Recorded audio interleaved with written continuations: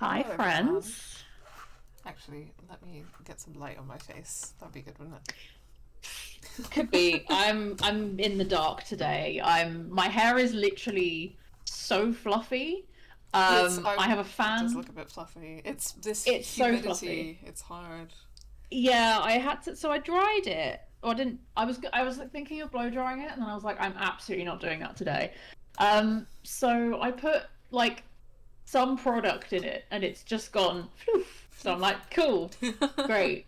I got a bunch of free stuff from work, so I was just like, I'll just shove some stuff in. I'm sure it'll be fine. And now I'm like, but there's curls happening. So that's Yeah, that's fun. That's nice. you win some, We you like miss that. some. Yeah. Can everyone in chat hear me? Yeah, can you hear Charlotte? Can you hear me? What's Yeah. the Can you hear? Can you just hear? Full stop. Um. Yeah. Let us know. We'll just Let us have a know. bit of Keep a us up to date. chat so that we can figure that out because it's pretty important that we get the audio levels right today. Yeah, it's one of those things that we kind of need. We have 4 viewers apparently. Oh, hey, Sparksby. Hey, Oh, you can hear us Sparksby. both. Thank you for letting us know. Wonderful. What are the levels like in terms of Yeah. Also, that? we'll need to make sure that we're balanced with the video. Yes. Even So we if are we are gonna. going to be mostly pausing when we're talking, because obviously I know that can be an absolute nightmare. Yeah, but we'll do our best um, to balance it out. yeah. So you're not Um, having to flick between. okay, yeah, there is a guest volume thing that I can toggle, so. Stunning. Charlotte is I was gonna slightly say. louder than Sarah. Okay. Okay. Let me.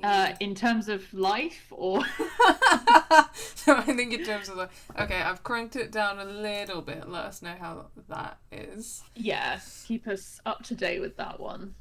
How is everyone else holding up in the middle of the planet is dying summer? It's last year was Brat Summer. This is Planet's Dying Planet's dying. Summer. I mean, it was also the planet is dying summer last summer. It's always It's been that for a been while. yeah. I've also voted that it's Cantissimo Summer because Marina and the Conti- Diamonds released a song Conti called what summer? Cantissimo. Cantissimo. Cantissimo. You know what I thought you said? What? I thought you said Cunty Samosa.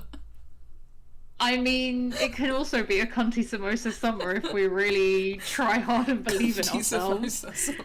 Cunty, Cunty Samosa Summer. What does that even All mean? samosas are cunty if you do it right. I don't know. Yeah, no, it's true. Also, They're not made by white people. No, okay, yeah, true. Those are not giving cunt. No, the sad little M&S ones you can get.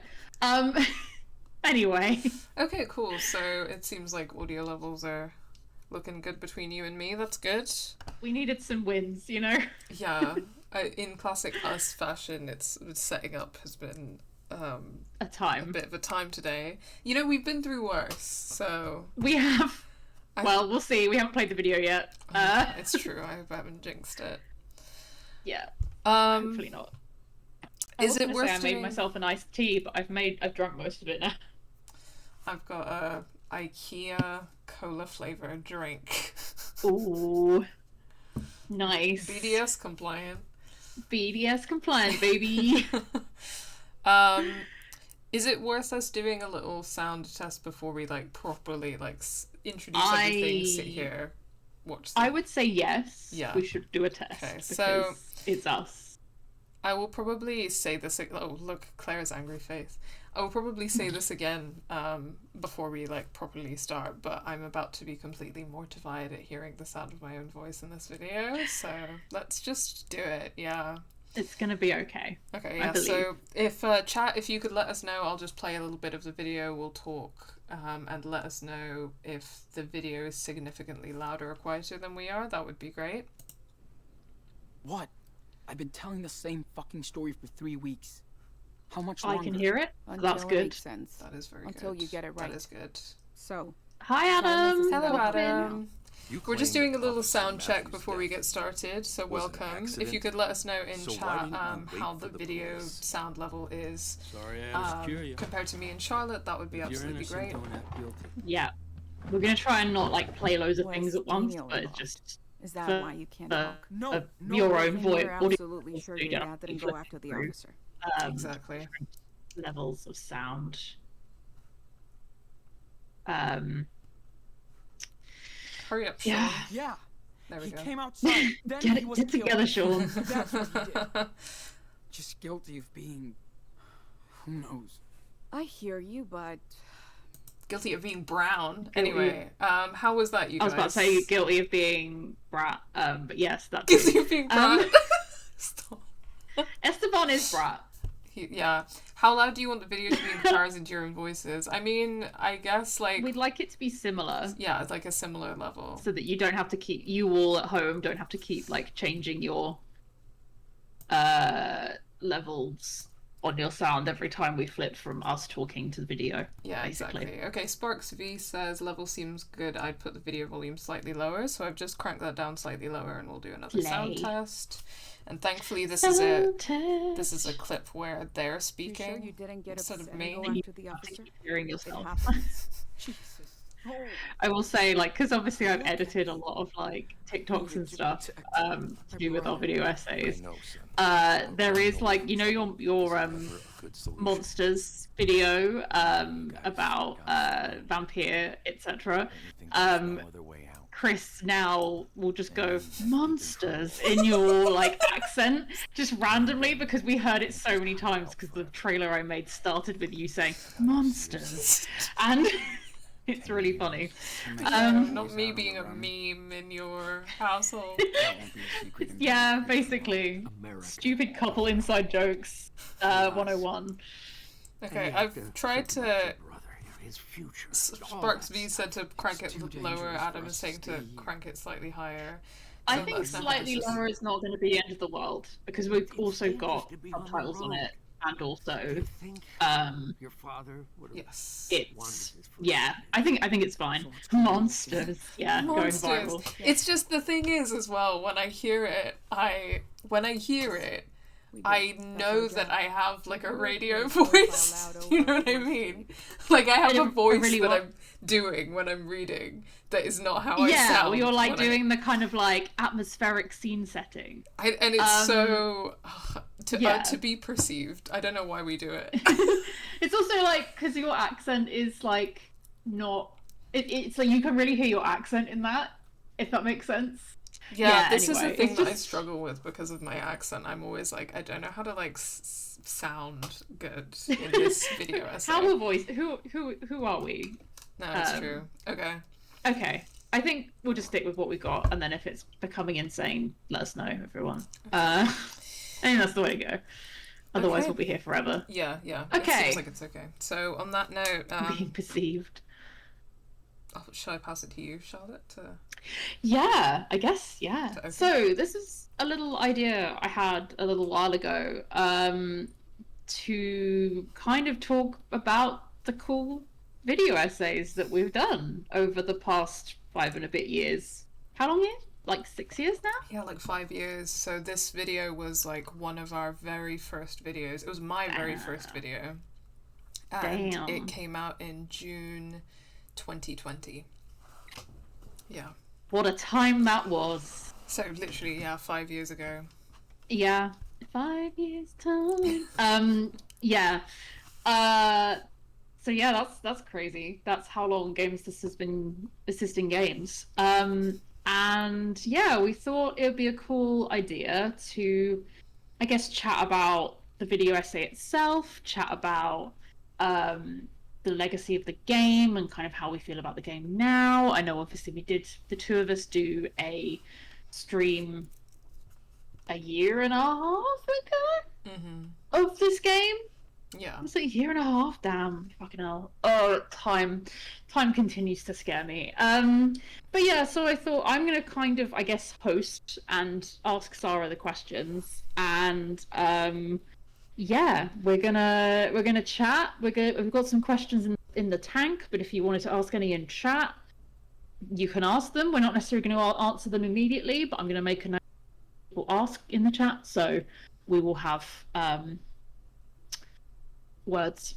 We will have words. We will have questions. And so yeah, what we're going to kind of do is probably do like, you know, a bit of the video. If there's anything that we kind of want to talk about, we will talk about it. There's probably going to be some like running threads of conversation throughout. It's probably going to be like not the longest stream, but we just thought it'd be nice to kind of, I guess, really celebrate how far Game Assist has come, and also celebrate the great work that Sara put into this video. Obviously, all of our videos, it takes a lot of work, it's a lot of time, a lot of love goes into them, and it's weird with YouTube the way it works. You've got to sort of just put it out there, and then if no one, you know, if it gets the buzz that it gets, and this video has had some like interest over time as well, but it's never going to be quite as like rewarding as that initial burst. So I thought it might be quite nice to, yeah, have something where we can reflect a bit more and talk about it a bit more and bring attention to the great work that Sara's done. So yeah. Thanks for that, Charlotte. Yeah, I'm That's okay. very interested to I'm very interested to do this because, you know, I've been seeing and responding to people's comments over the years, and there are certain responses to this video that I think, I mean, obviously this video has drawn a lot of vitriol, and that's not really, I mean, it's somewhat worth engaging in terms of like analyzing like why that's happening, but obviously it's not worth engaging in the sense of like, you know, entertaining that. But there have been kind of some responses that I think have been really interesting, and both kind of coming from other people and the responses that they've had, and my own, the way that I've changed, and the way that I've my politics have developed, and I think my praxis has developed, and the way that, you know, Game Assist has developed over the last 5 years. You know, 5 years is a long time. I'm really interested to reflect on this in light of some of those things. So Yeah, for sure. Okay, I guess off the top of that, what might be a good question to start with before we even get into the video essay, and something we can kind of check back in with as we watch it. So someone's asked, you've mentioned before that the Life is Strange series has been a really interesting litmus test for how your politics have changed over time. How have your politics changed in relation to Life is Strange 2 since the game came out and since the video essay was written? That's a really good question. I guess That the was last anonymous, time. so. I guess the last time I played Life is Strange 2 was when we played it together. I think that. So we'll get into this when we start watching the video, but I think that some of my framing at the time, and like this was like not very long after the game had come out, you know, because I think that the game Yeah, was it like a year? Yeah, I think it was released over a period of several months. I want to say between 2018 and 19, or it was I think it was 2018 and 19, and so the game. In my head, it's so much longer ago. Yeah, I know, it's crazy, and That's crazy. And I guess this is a bit of. Sorry, before I get to the answer to your questions, there's a bit of a winding road. No, it's okay. But I guess this is a bit of That's background. the point of this stream. Yeah. We like Okay. background. Yeah, this is a bit of background on kind of how the video came about, I guess, is that, yeah, so that happened, and, you know, we had kind of the idea for Game Assist cooking up in, like, around that time, like, that Life is Strange 2 was coming out, like, I remember after maybe 2 or 3 episodes had come out, I'd gone to EGX Rezzed, and there was, like, a panel with Luc Bagadouste and Jean-Luc Cano on it. So that's Luc Bagadouste is one of the producers on this game, and Jean-Luc Cano was the lead writer for this game and Life is Strange. And went to that panel. I was so excited because like I was so excited about this game, and that was like early Game Assist days. And I knew that I wanted to do a video on this game, but in 2020. We hadn't released any video essays yet. We were kind of like still cooking the idea of Game Assist, which initially had been kind of focused on like accessibility in games, and then kind of shifted to this idea with more people involved about looking at kind of not just disability and accessibility, but like various like liberation issues and political issues. And in 2020, of course, George Floyd was murdered, and the Black Lives Matter movement started gaining public traction in a very interesting way, which, you know, a lot of us have analysed since. Yes. You know, the black squares and all of that. But, you know, I remember being very shaken by the murder of George Floyd, and we had released our very first video at that point, and it felt important to me to kind of like accelerate my work on this project, because of course it doesn't follow Black American boys or men, but it does follow you know, men and boys of color in America, and the kind of racism they experience. And of course specifically the link is to do with the fatal killing and the murder by a police officer of a man of color. And so I felt it came from like a very deep emotional space in that response, and it felt like it had an urgency in that way. I mean, of course there's a lot to be said about how like it's always like urgent and this has always been happening, but there was something in particular about that moment that was galvanizing for a lot of people. And I think that it felt, not only did I, you know, have a lot of you know, personal kind of emotions about that, but also it felt important to accelerate the process to kind of respond to people's interest in a way. That makes sense. And that's like something that I am both glad that we did, and in some ways I maybe somewhat regret. Maybe I wouldn't use as strong a word as regret, but, you know, I think our approach has shifted because we don't really want to prioritize being reactionary and rushing into kind of responding to this perpetually shifting like attention economy that we live in. So those are kind of some, I guess that's a little bit of background and like reflection, and the question is about how my politics have shifted over time, right?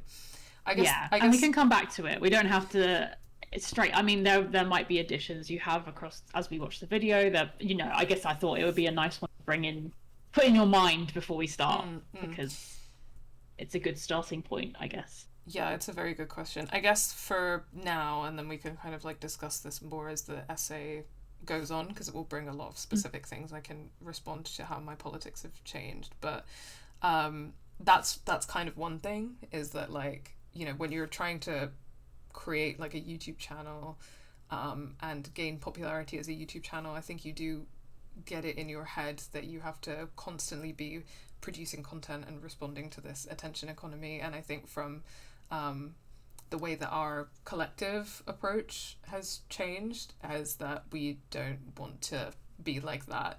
Not only do we not have capacity as like volunteers, but also it's like it's a very reactionary and neoliberal paradigm, and for us on the left, you know, the work is constant and the violence that we live under is constant. It's not like changing, you know what I mean?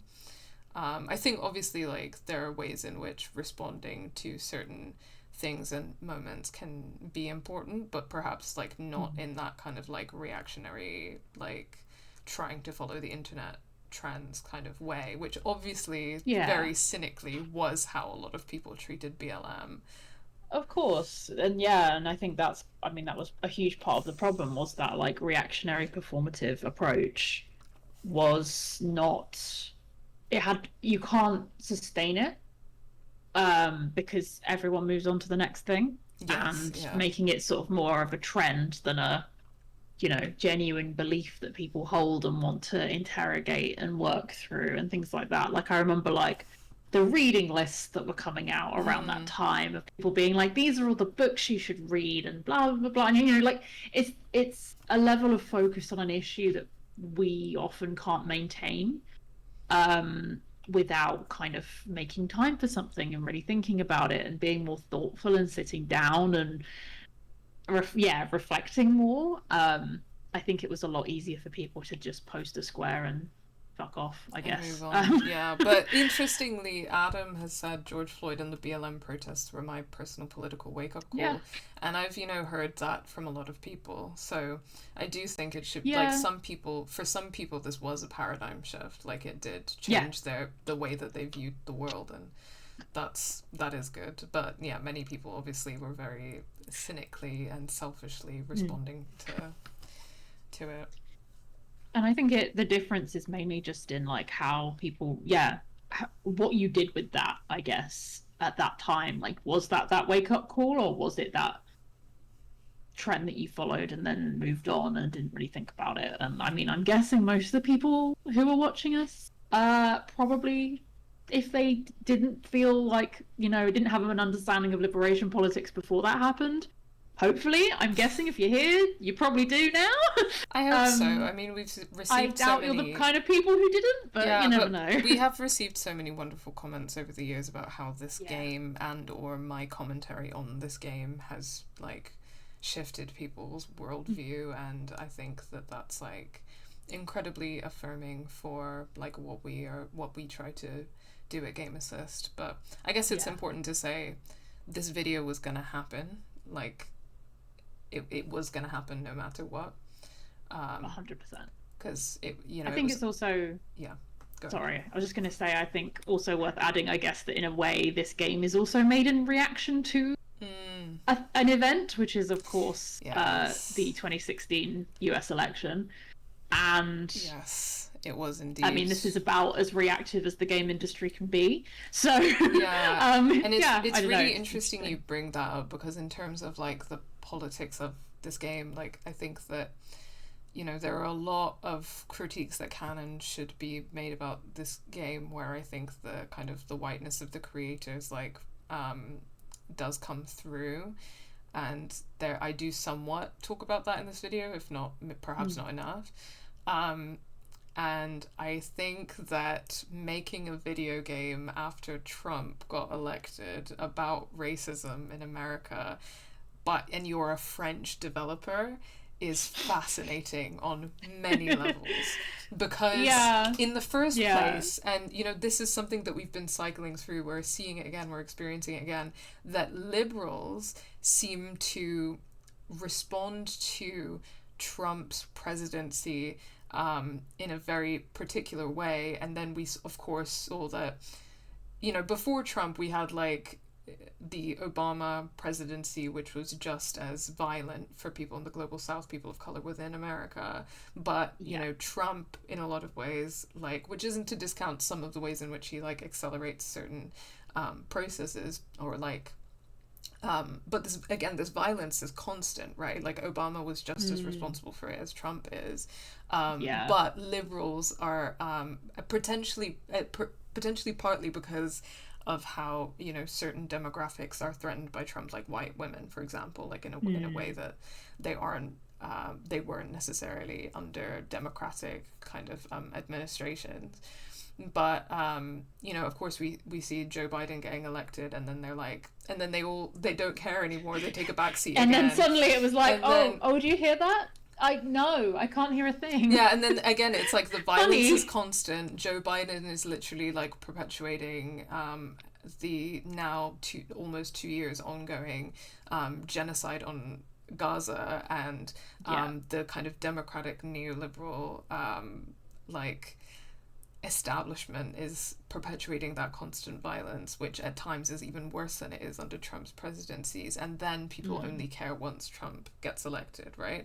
So I think that there's a way in which this game, and I mean, I guess that's why I wanted to use this game to talk about how racism works on an institutional level, because I guess that's part of the reason for this title. And I mean, in the game itself, of course, the phrase "everything is political" is like in the actual text, right? And it's like it's a thesis statement, like in a lot of ways, that I fundamentally agree with, and we talk about this on the channel all the time.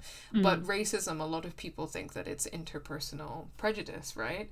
But what this game does a fantastic job of doing is representing how, or some of the ways in which racism works as an institution, specifically in the American context and specifically against Latin American boys and men. But yeah, that's definitely. And then Adam points out, the developers, there's various kind of references to it in the text, like it's situating it in response to Trump. And that's definitely something that should be critiqued.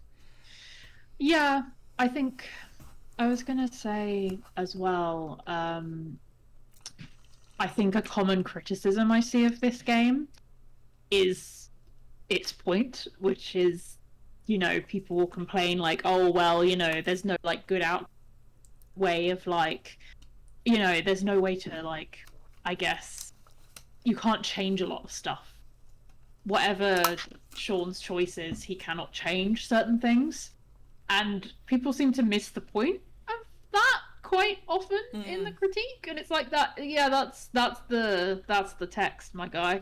I mean, Sean's powerlessness that's the tweet. Is such a important theme of this game. Like it's yours. I think you're supposed to feel this game and feel powerless because he is, right? Like in a lot of ways. I mean, I think when I first played this game, obviously it was a lot longer after it came out, but I was messaging you throughout, basically, and I think the number of times I cried from, like, frustration and, like, just honestly just devastation, like, so often, throughout the whole process. And yeah, that's me playing it as a white woman who does not live in the US, and doesn't experience that violence on any level. Yeah, I don't know. I think it's always one of those things where it's a really frustrating criticism because it's the point of the game. Yeah, for sure. Yeah, I think in terms of like specifics, I might go into those over the course of the video. But I think in a lot of ways, even though there are important criticisms to be had, a lot of the politics of this game do hold up. I think where a lot of them falter is around the possible endings for the game, and also Sean's insistence that he is American. But we can get into that. And Adam says, and I think that a lot of people have kind of talked about this with regards to both Life is Strange games, but there is some heavy-handedness of it, but I think this is worth engaging with now. There's a lot of discourse about Life is Strange 2, and a lot of this happens in my comments section on this video. There are a lot of people talking about not liking Life is Strange 2 because they think that it depicts racism in a quote-unquote like over-the-top way, and this includes like other people of color who will be like, I've never experienced anything like that. And something that I wish that I had included in this video explicitly was a class analysis. That's another question I will ask later. Because we can kind of adding that to my list. Because things you wish you could have included. That is something I definitely wish that I had included in the video itself, because the kind of racism that Sean and Daniel are experiencing in this game is specifically related to the fact that they are made houseless. And they go from, relative like suburban stability. They have a house, they have, their father has an income, although it is a single parent household. They're in school, yada yada yada, to having that taken away from them like in a second. And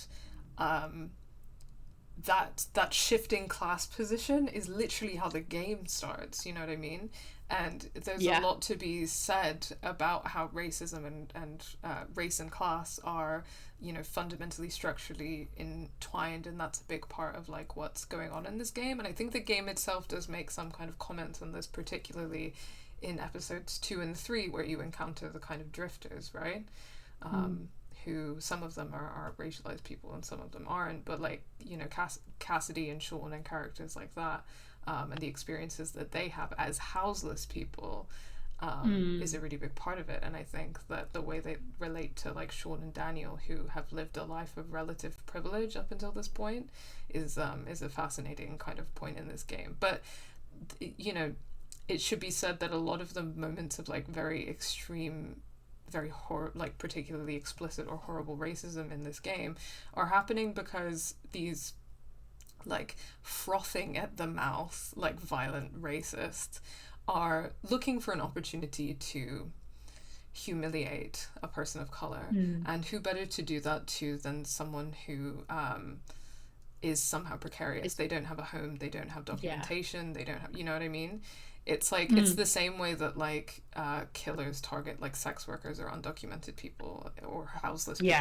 Like it's because they have less power in our society, because like our society doesn't care if they disappear. And so I think that it's really easy for and including myself in this, for like a person of color as much as a white person who is, you know, sitting here and making a video essay or leaving a comment on a YouTube video to say these kinds of things.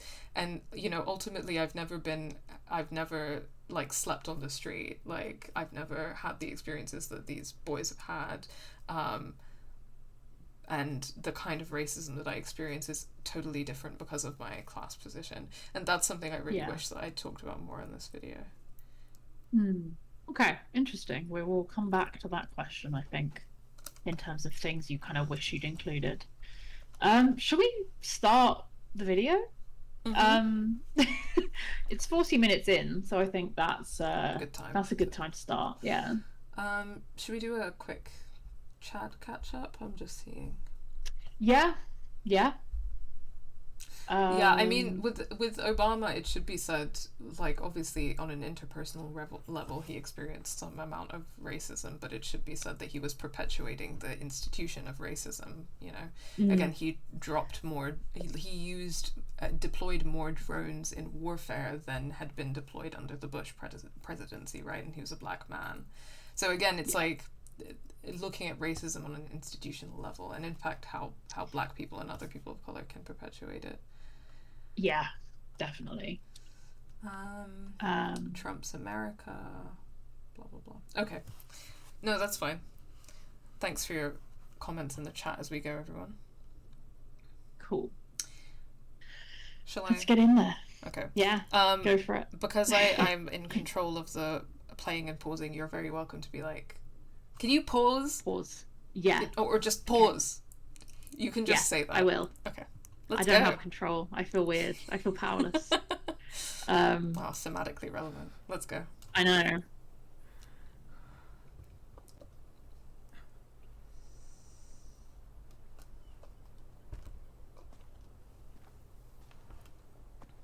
Listen, I'm really sorry this happened to you, man. Injustice is everywhere, and you're taking the brunt of it right now. But you're gonna be okay, Sean.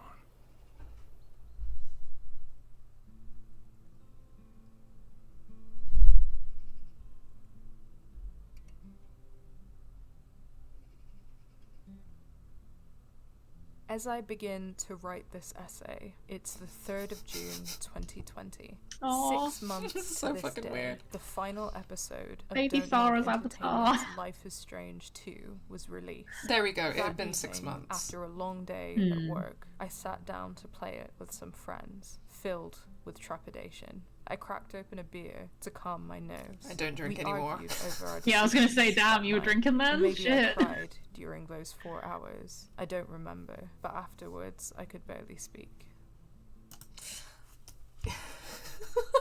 You know, that's a night that I think about a lot. I can imagine. Like, But I think you've told me a bit about that, but I mean, do you want to like elaborate on your experience of playing it like that particular night? I guess. particular night, yeah. So it's an interesting memory because like actually my alcoholism is tied up in this memory, because like I drank a lot that night because I found like I was difficult to like. Yeah. That makes sense. But I'd been playing this game with people that I'm not friends with anymore, who are white. Yeah, I remember you telling me you played it in a room full of white people, basically. Yes. And So when I say that we yeah, argued about our decisions, like I've reflected on this since. yeah, And a lot of the arguments that we had about our decisions, like I reflect on and I'm like, God, that was not a good situation. That was uncomfortable in terms of like me being the only person in the room who had actually experienced racism and trying to be like, well, this is why I think we should do this, or this is what I think is going on. and this, then, sorry, just to confirm, this was your first playthrough of the game. First you ever hadn't playthrough played of the any game. of it before. Yeah, Yeah. down. Okay. And Fucking hell. so we were like drunk and arguing, and it was very upsetting. So yeah, I can imagine. Yeah, that sounds intense. Yeah. so it's a bit crazy. An intense situation for a game that's like. Yeah, it's a bit crazy to hear me like casually describe this as if it was a normal thing. It was absolutely not a good situation. No, I guess it's perspective, isn't it? But yeah. Also, small thing is that I think that there was a certain like artistic approach that I had to these videos at the time that I made this one that I can already see. Like sometimes when we're working together and like I think the last couple of videos that I've made Fia has edited, I remember making the intro quite a bit like longer and more contemplative, and Fia was like, this is nice, but I think that people are gonna get bored and you just need to start speaking. get on with it. But obviously the first like minute or so of this video is quite contemplative. Yeah, it's that balance of like trying, and again, this is like before I guess we kind of established a style for our video essays, if we have one. I think we have one.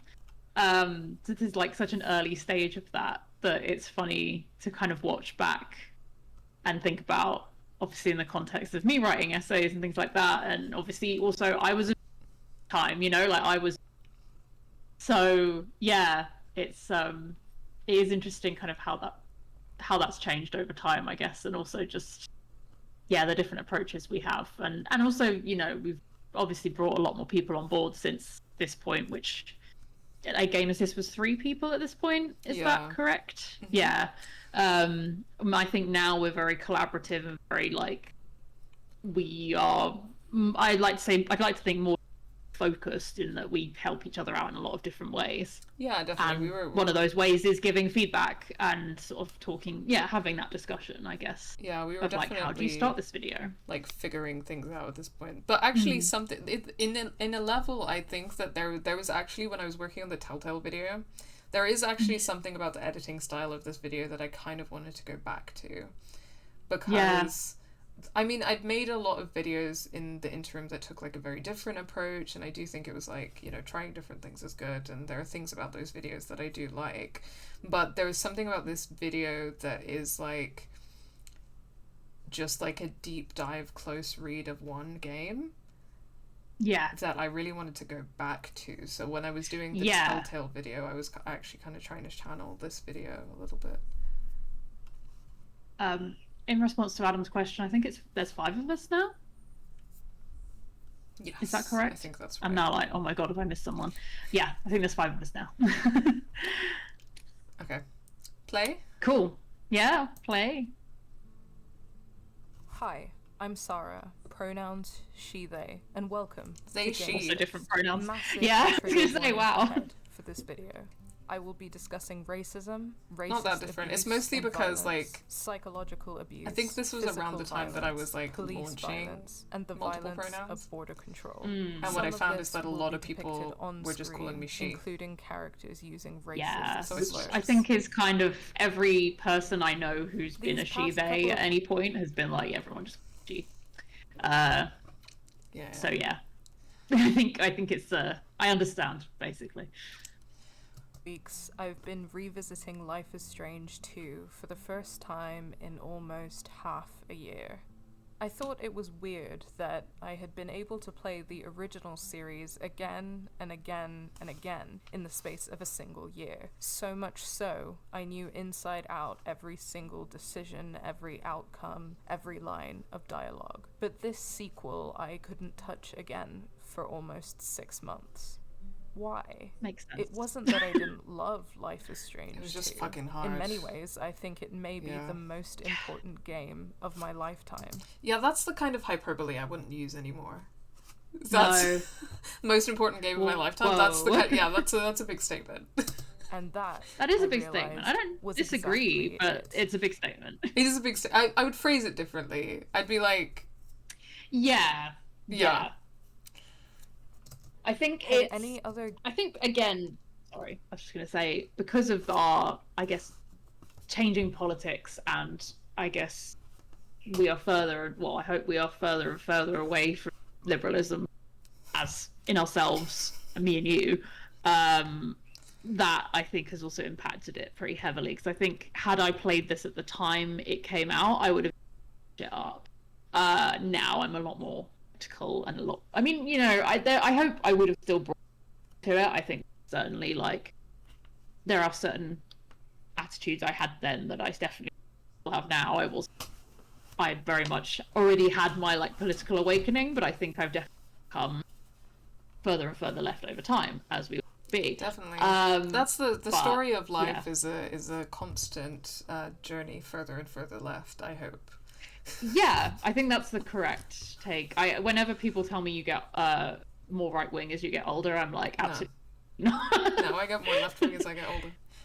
If I met my 18-year-old self, we'd fight. No, truly. Yeah. Continue, sorry.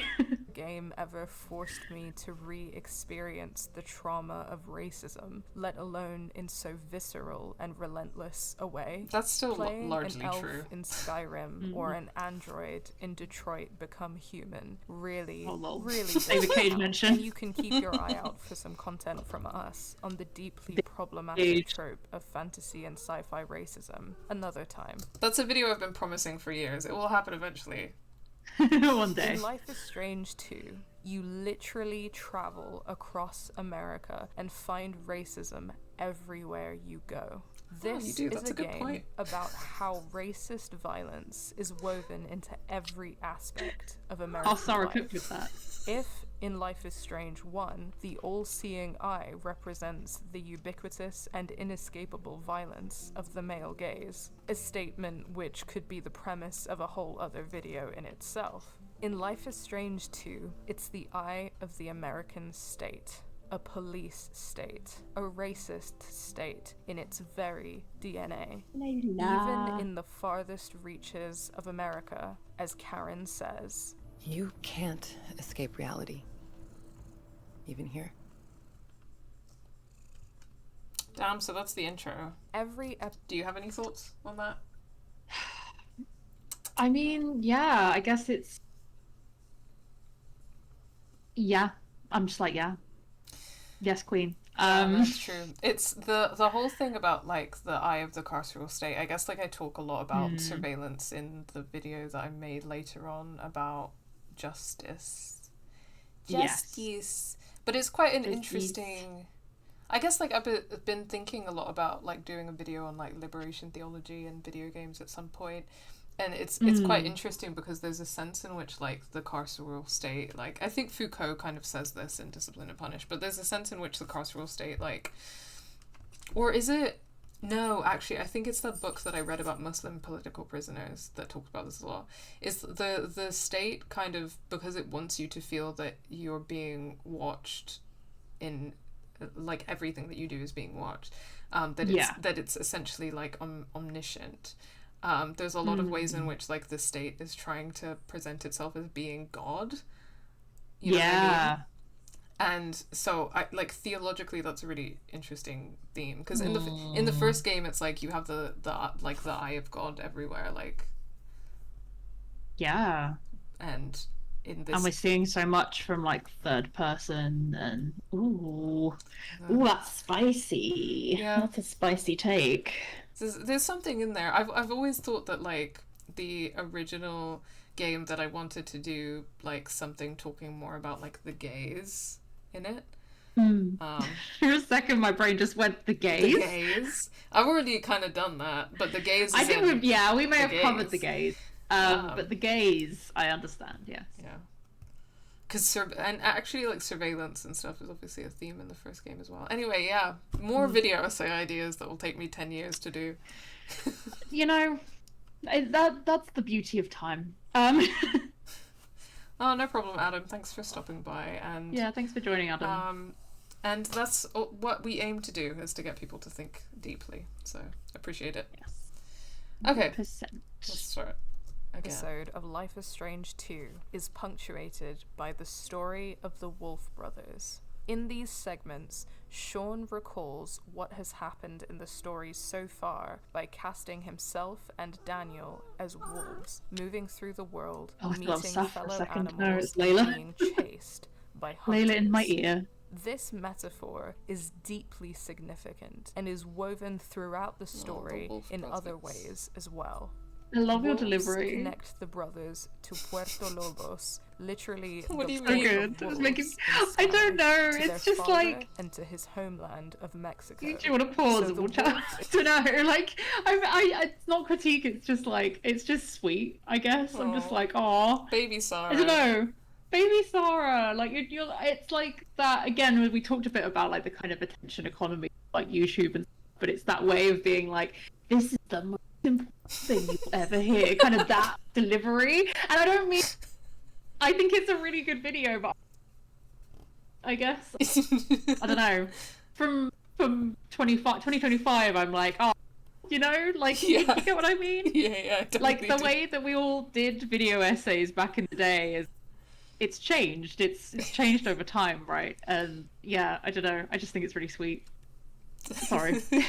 No, I'm also listening to this being like, oh, such a baby bee. Baby But Sara. I really cooked with this reading of the wolf metaphor.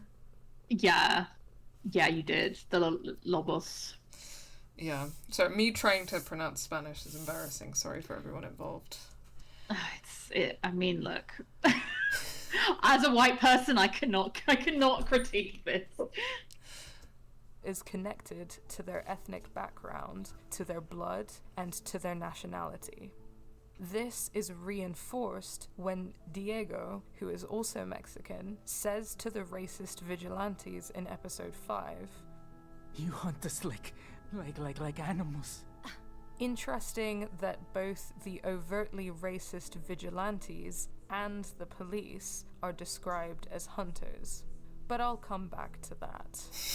The wolf hunter metaphor is interesting for a few reasons. The wolf is an animal which can and will defend itself if attacked. It is an animal very capable of violence, but never unnecessary violence. It will only do what it needs to do in order to survive.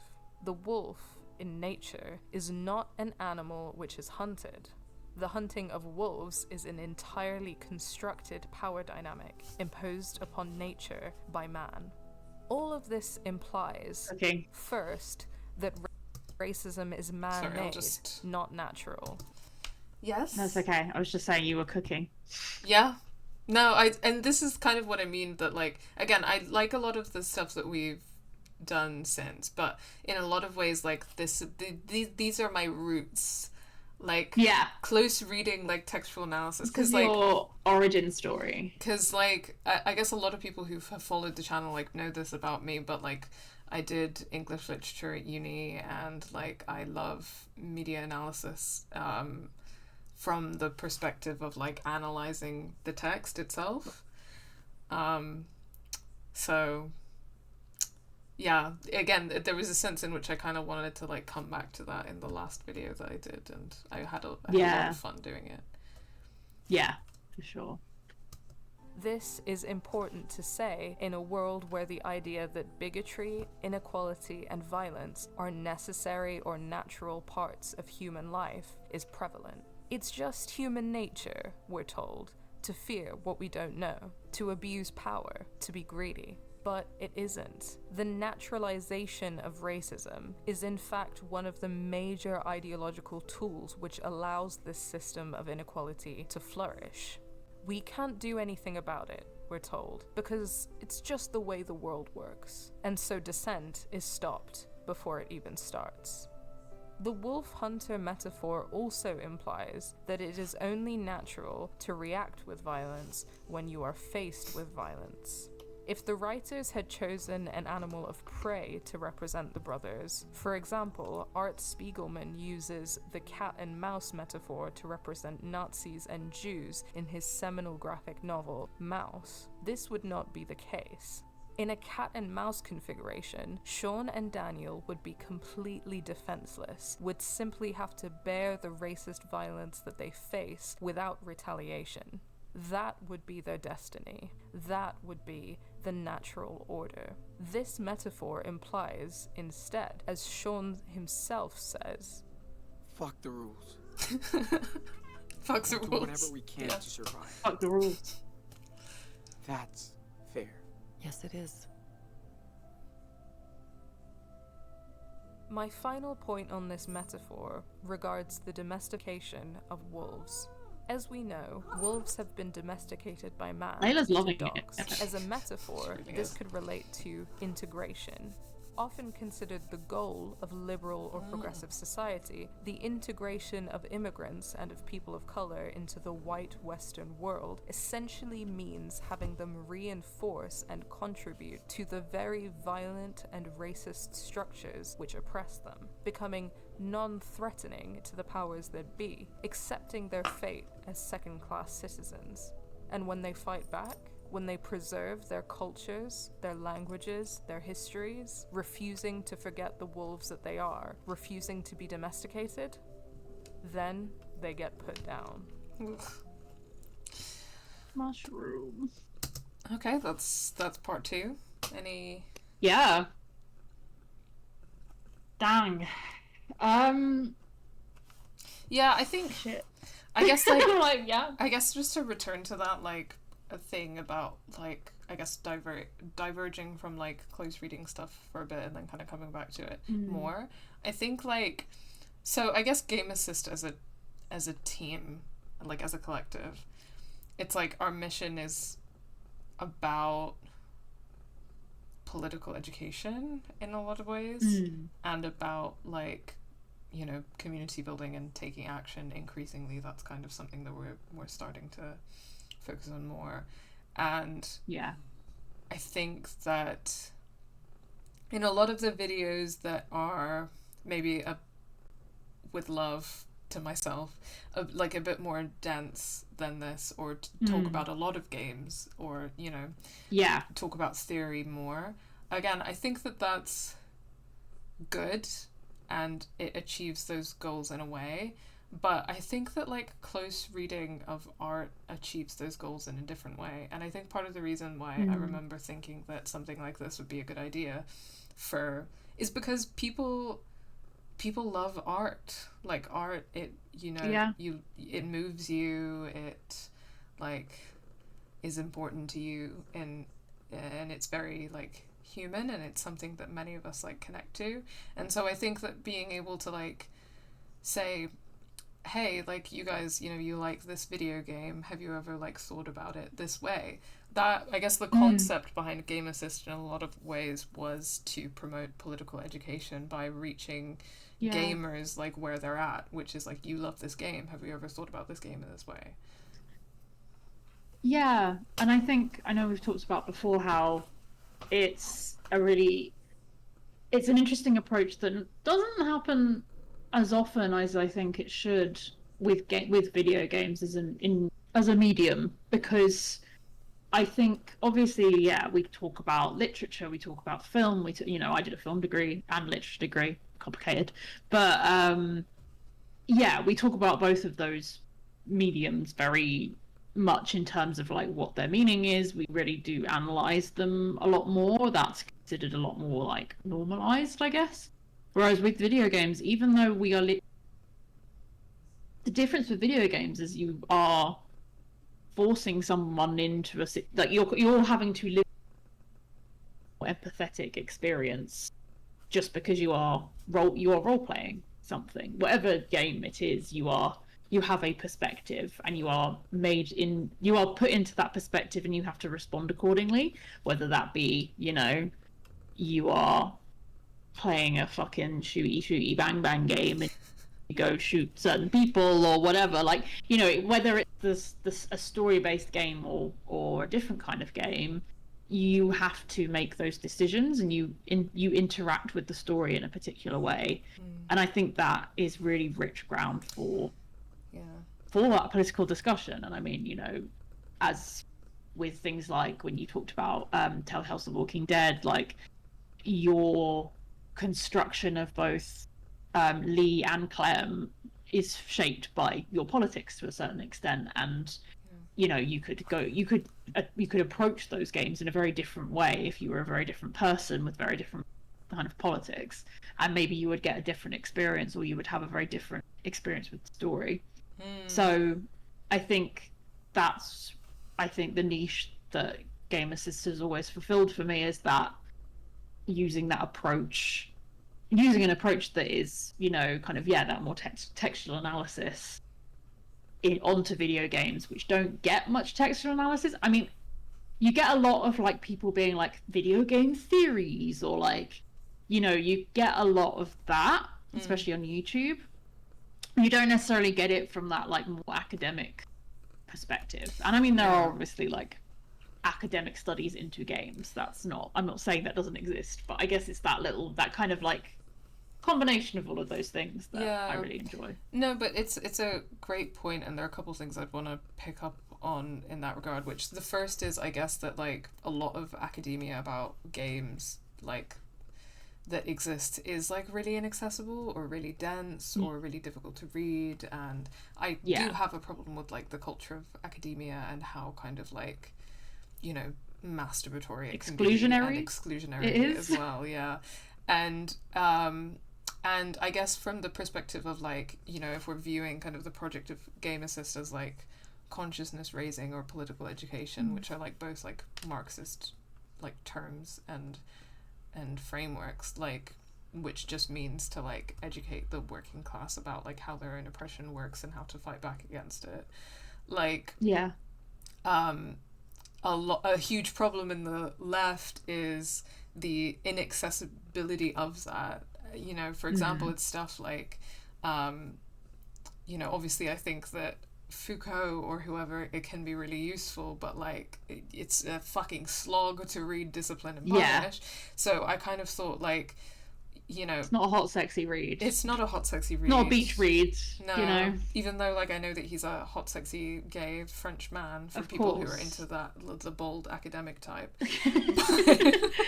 For those who are into bold, But, like, I just kind of thought, again, it's like, people like video games, they play video games, they're interested in video games, so why wouldn't you, like, go on YouTube and be like, let's use Foucault to friggin' like, talk about video games, and through that process someone might be being like, I want to watch a video about The Last of Us, and then they get a political education in fucking Foucault, And, hi Henry, and thanks for raiding. Sorry, just quickly.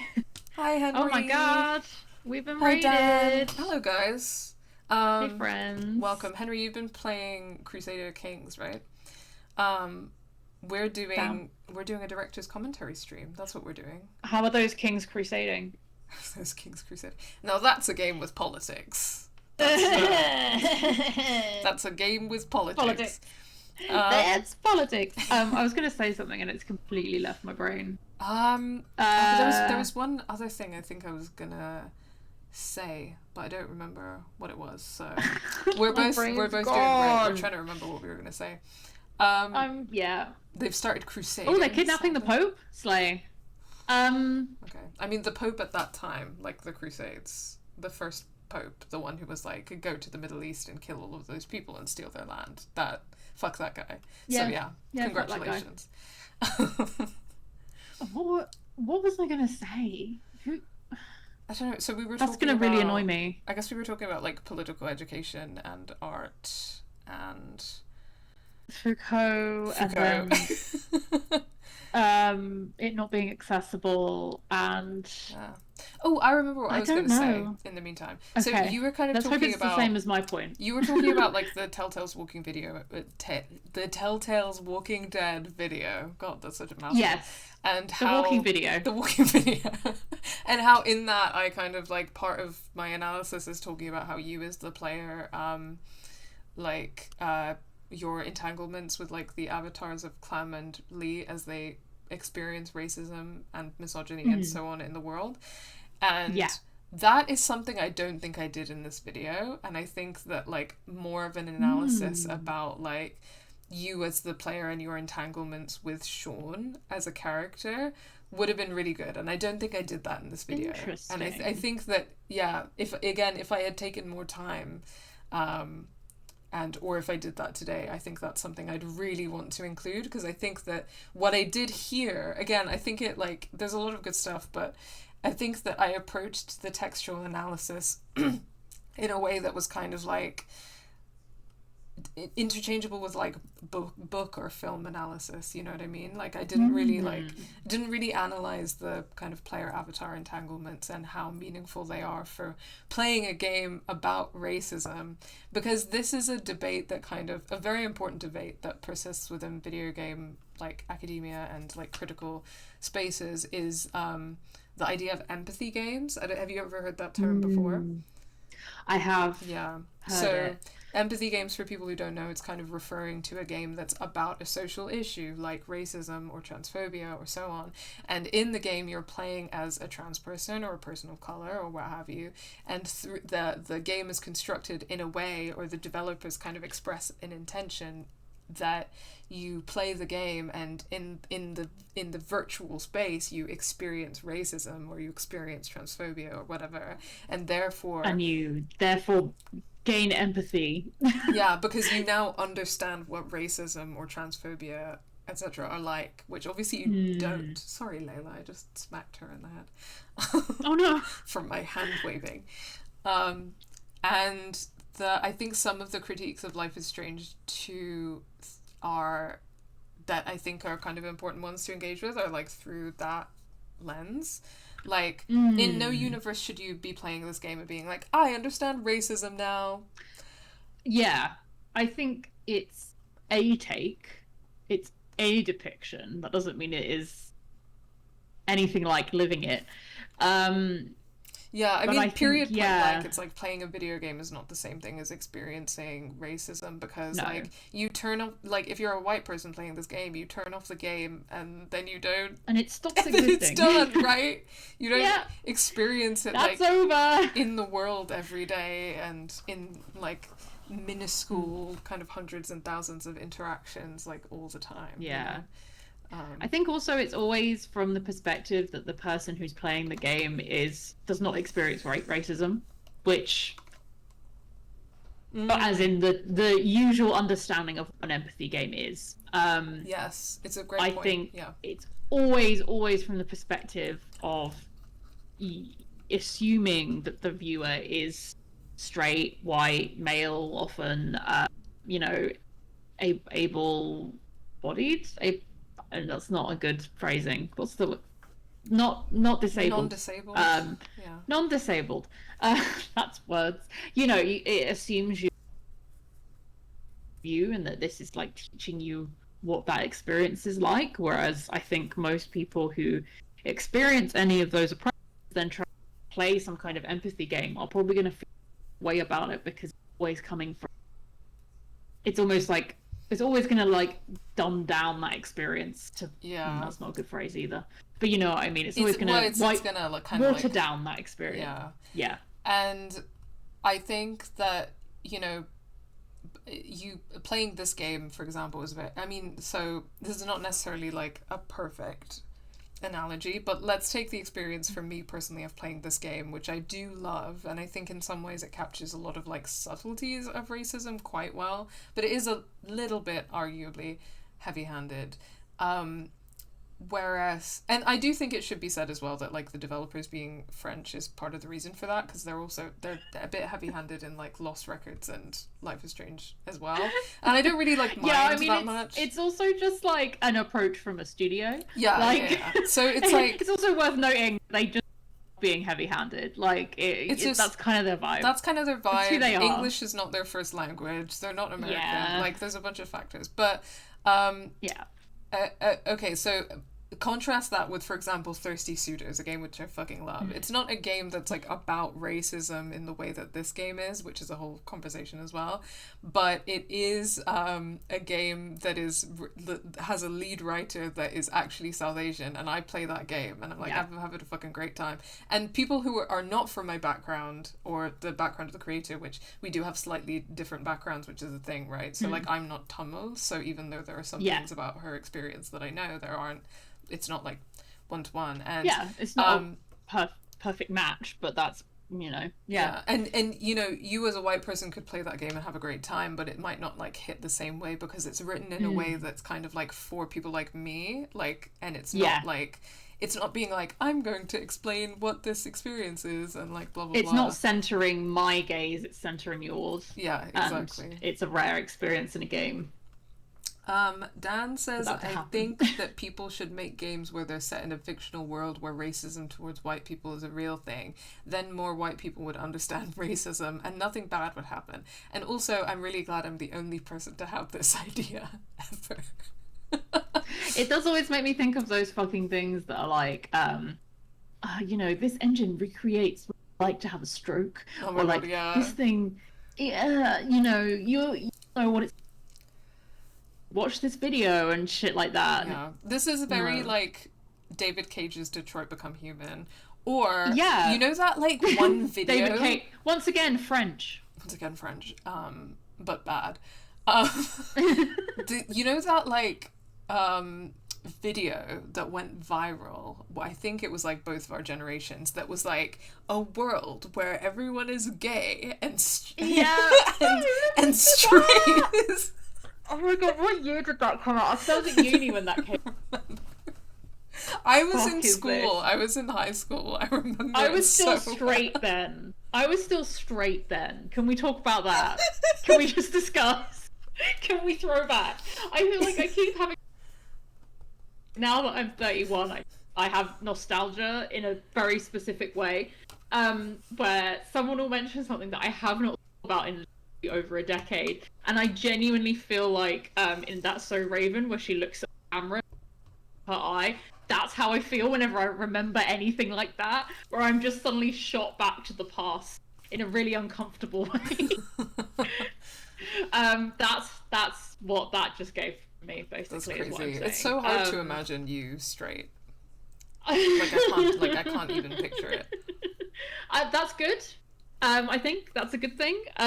Let's not go there. Okay. Repressed. Yeah.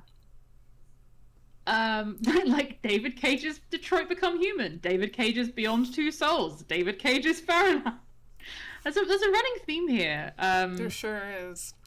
Okay, a little bit more. Next part. Yeah. Let's go.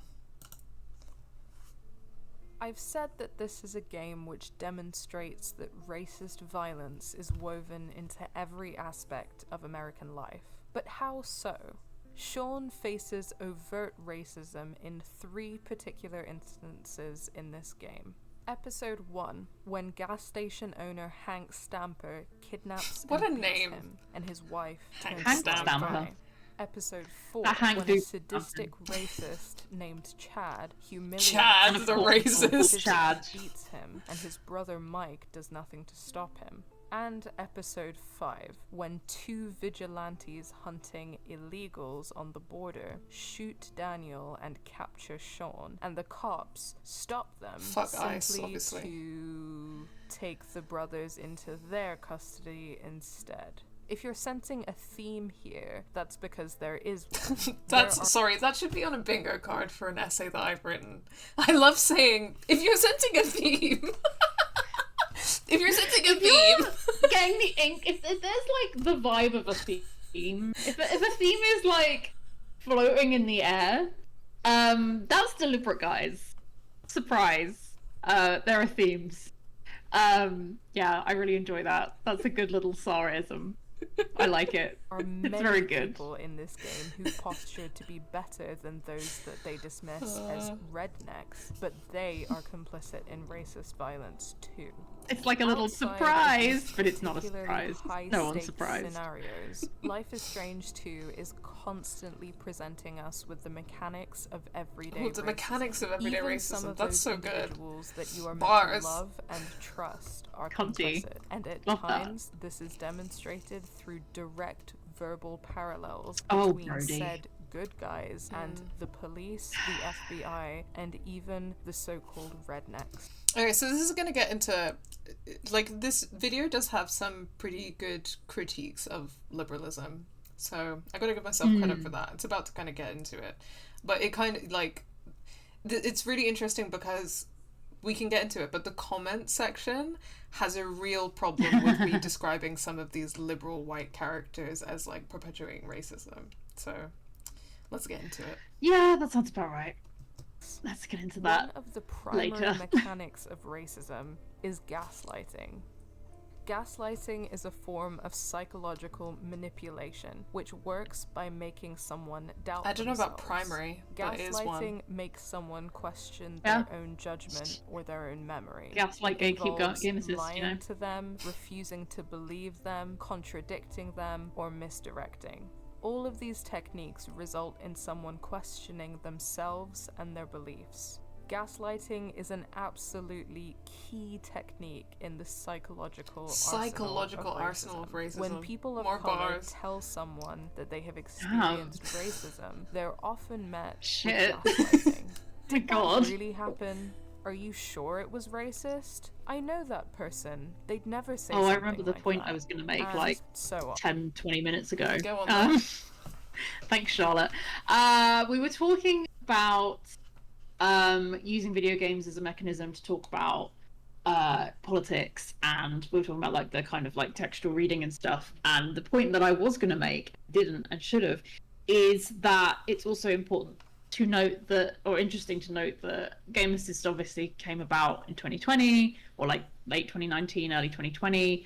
And obviously 2020 was a very interesting time for the games industry. And I mean, I personally, than I was before, a lot of people became much more interested in video games as a medium. So it's just an interesting observation that Game Assist came about around that time.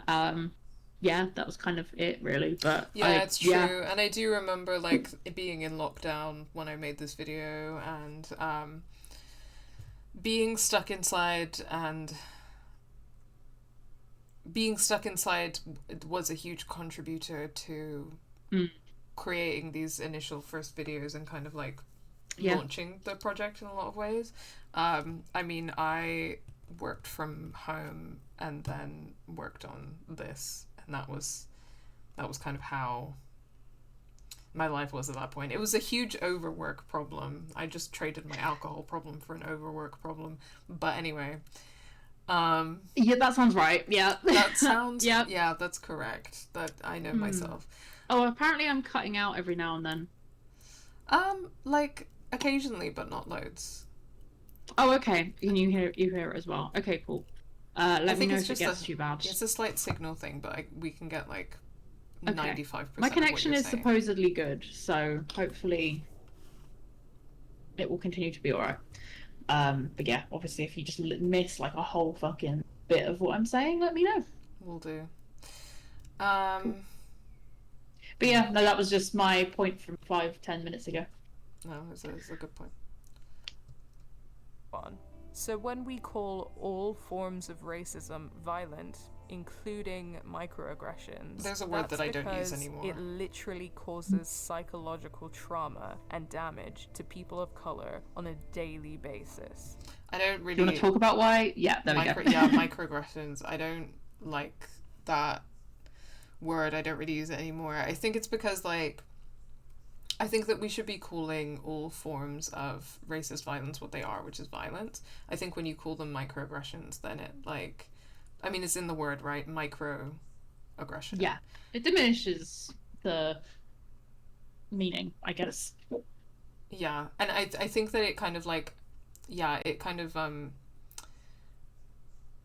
yeah, it's making it sound like something smaller than what it is. And I think that, like, regardless of like the scale of like what someone says, for me now it feels very important to be like, that's racist, you know. I think for me, microaggressions now does feel like it is it's a word to appease white people, or at least privileged people, because it implies that it's like, oh, just like a little teeny aggression. It's only small, and I think it really centers that like privileged gaze, I guess, in that, because it's very much like trying to say these are problems, but I'm bringing them up to you. They're not like major problems, they're minor problems, when actually no, they're major problems and they're a symptom of bigger problems. I think, yeah, that's, I guess, now kind of how I interpret or see that kind of phrasing, because it does feel like, yeah, it feels like a halfway step to try and like meet racists where they are at, and I don't think that's the way to go. Yeah, like for example, like for example in the Telltale video, like, you know how one of the things that I kind of mention as being racist is when Kenny says to Lee, like, can't you pick he's a lock? urban. That he's urban, yeah, that he thinks that he would be able to pick a lock because he's urban, quote unquote. So in there would be a universe where I call that a microaggression, and people probably wouldn't have gotten as angry at me as some people did in the comments if I had, because in the comments people are being like, I don't think that Kenny meant anything, I don't think that you can call that racism. And it feels very important to be like, is he saying the like literally saying the N-word? No, but it is racism, and it feels really important to like call that stuff out, because with using that word, because a lot of people feel very uncomfortable and very unsettled with you saying that something that they have done is racist, and they need to experience and sit with that discomfort. And I think microaggression kind of lets them off the hook a little bit. Definitely. And it plays into that thing of like, this is minor, this is micro, when actually it's not, and always is the symptom of a bigger issue, which is that people are not interrogating what they have been told, and they are being racist. Like Kenny. Racism manifests as psychological as well as physical abuse, and all forms of racism are violent. With this in mind, have a look at the following clips. Then we'll unpack them a bit. All I know is that he shot Dad. And now he's gone. Oh, sweetie. We are so sorry for what happened to your father. But why did you run away if you're innocent? Knife. What? Knife emoji. I've been telling the same fucking story for 3 weeks. How much longer?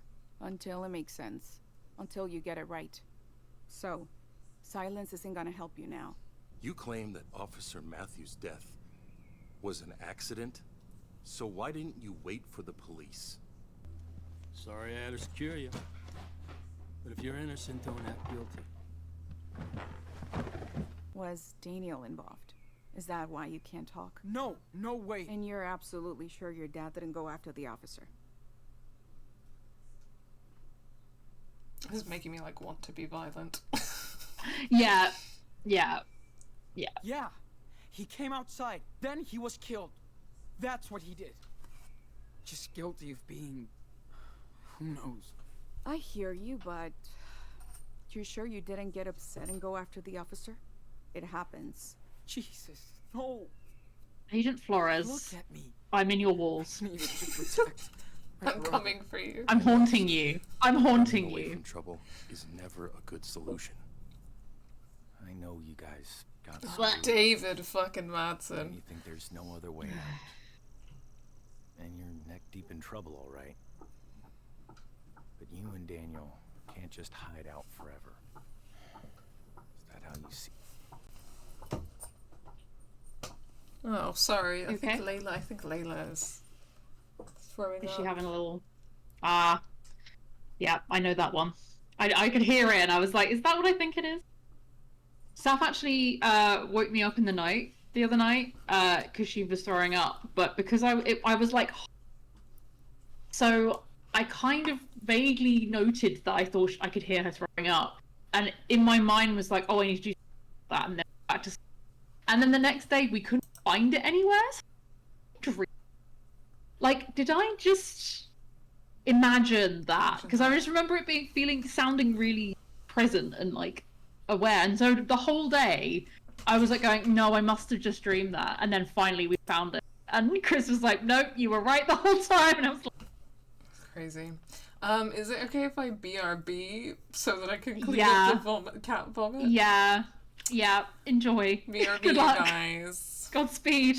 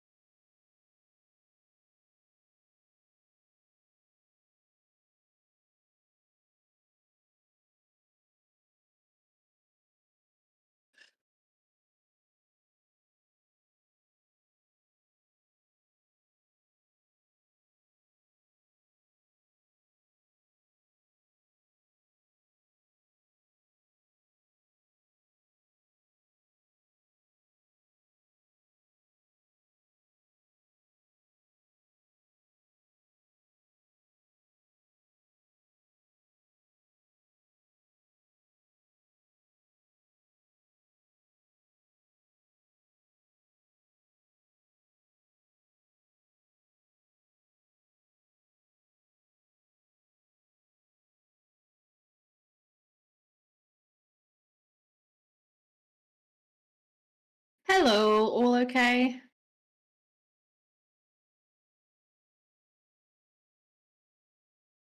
All good, that's fine. Go for it.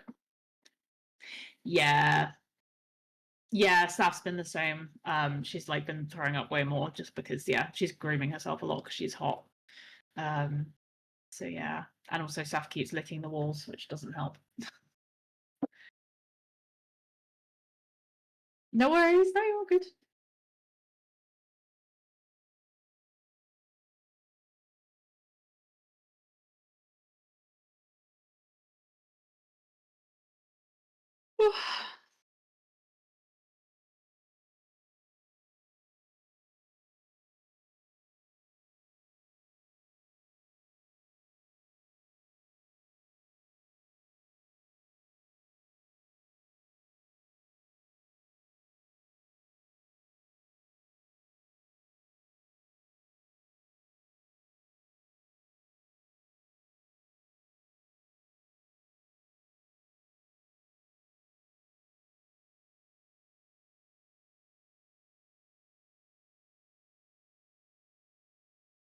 Cool. I'm deciding how I want my hair cut this week. Because it's like, it's just gone very, I mean, obviously it's up at the moment, but it's just gone very triangular, and I'm just like, with it. So I basically just said to my tutor, like, "Can you cut it? In. So it is, but most of the time I feel guilty about asking because, you know, if you ask someone, then they don't get paid necessarily. So I don't know. I don't like doing it. Like, this is why my roots are really long. I feel really weird about asking to have my color done. So yeah, when well, hopefully when I'm at this other salon, when I hopefully get the job, I will be working with other people who are training, so that might be easier because then I can go, can you practice on me? Which will be, yeah, a bit less complicated, hopefully, but we'll see. Cool. Shall we?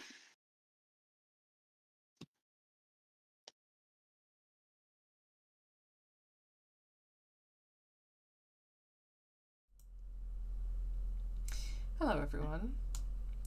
Hey, friends. Before we proceed, I should tell you all that the baby is fine.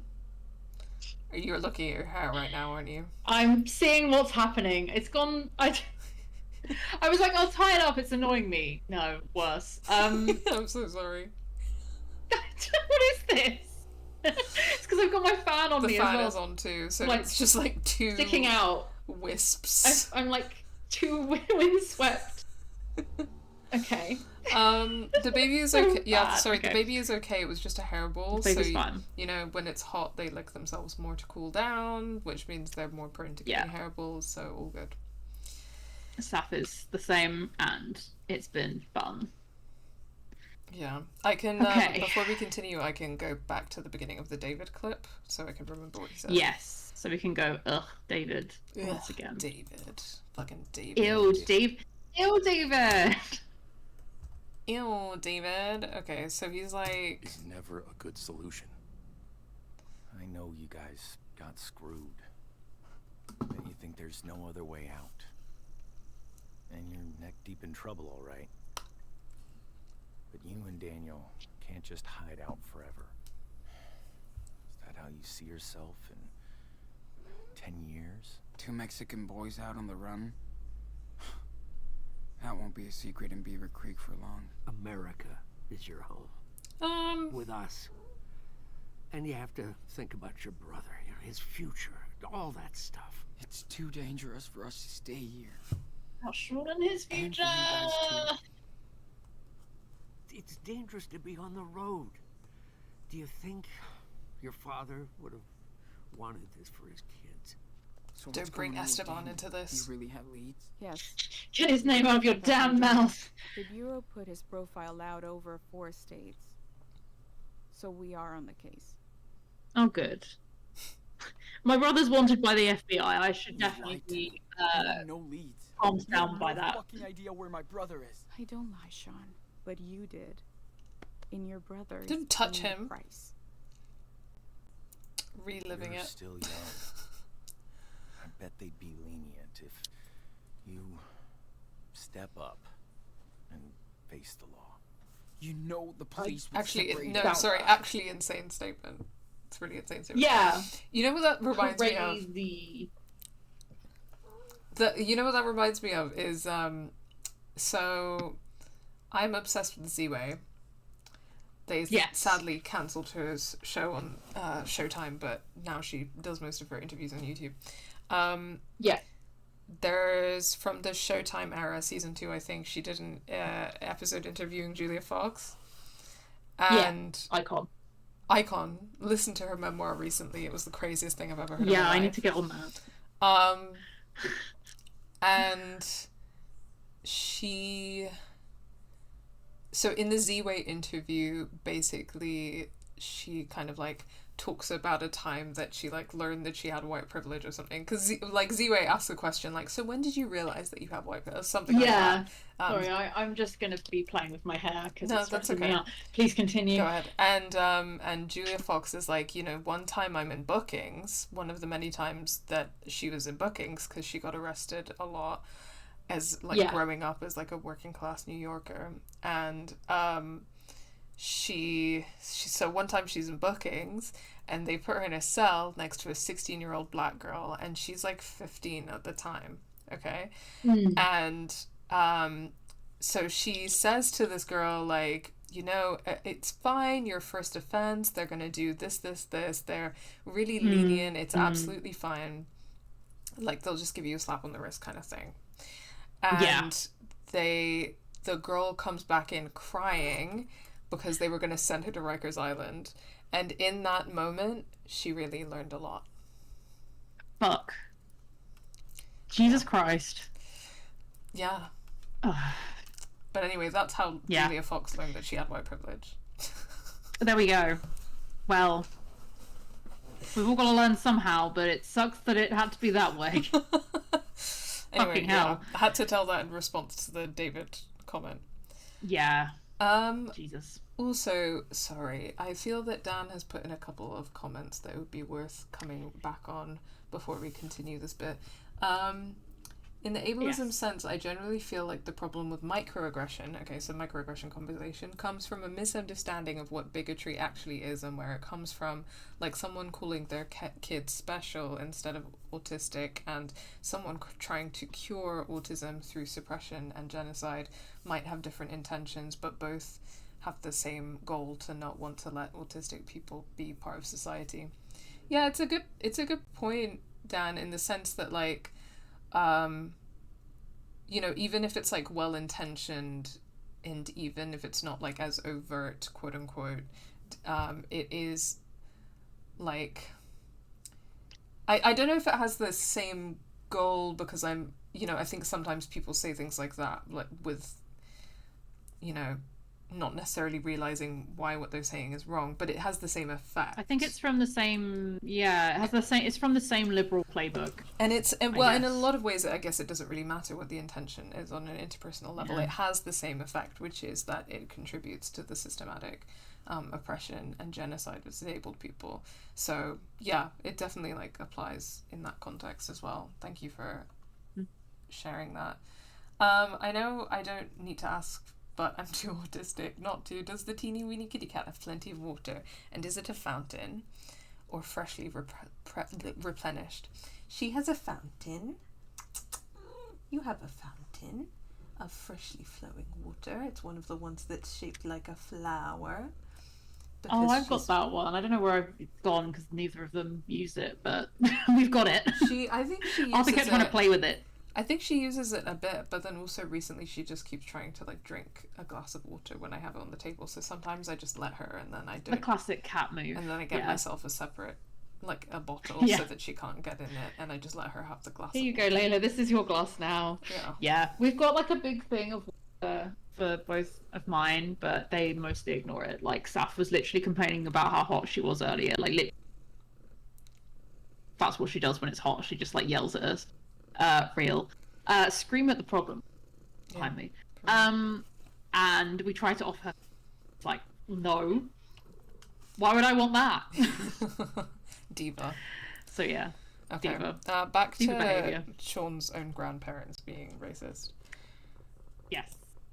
Oh, you didn't see anything. There we go. Maybe forever. Daniel would end up in foster care.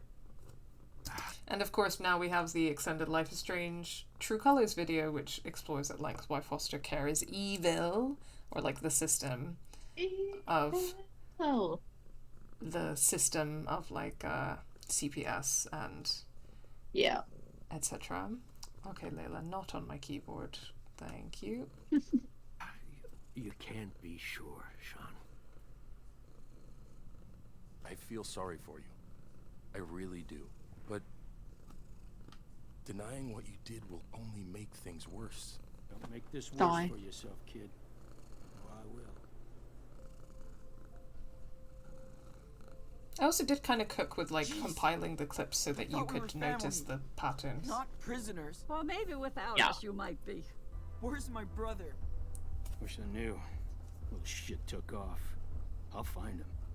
Don't worry. If you touch him, You think I'd hurt a little boy? Let go! don't touch my brother.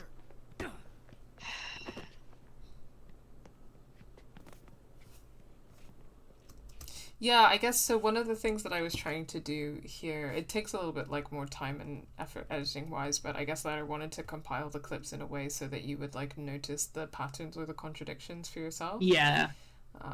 And I think it's a good approach because again, it's like about encouraging people to think for themselves, right? Yeah. Yeah. But I think when you do have them together like that, you are kind of like, okay.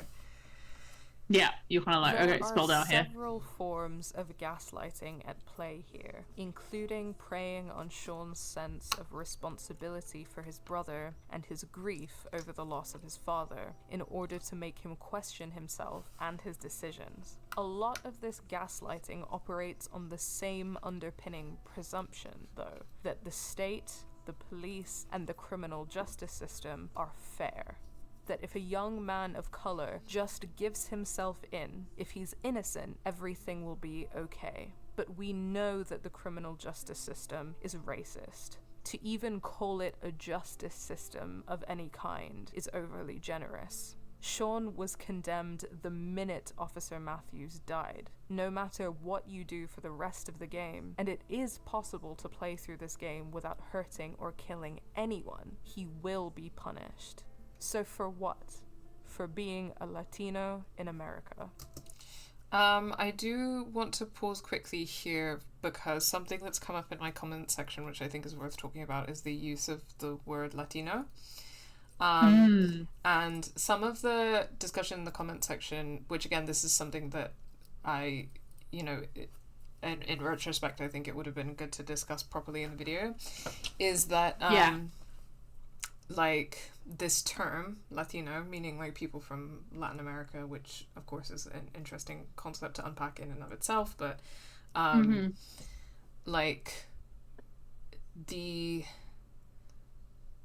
I think people are right to point out that like within most Central and South American countries, like race operates differently than it does in America.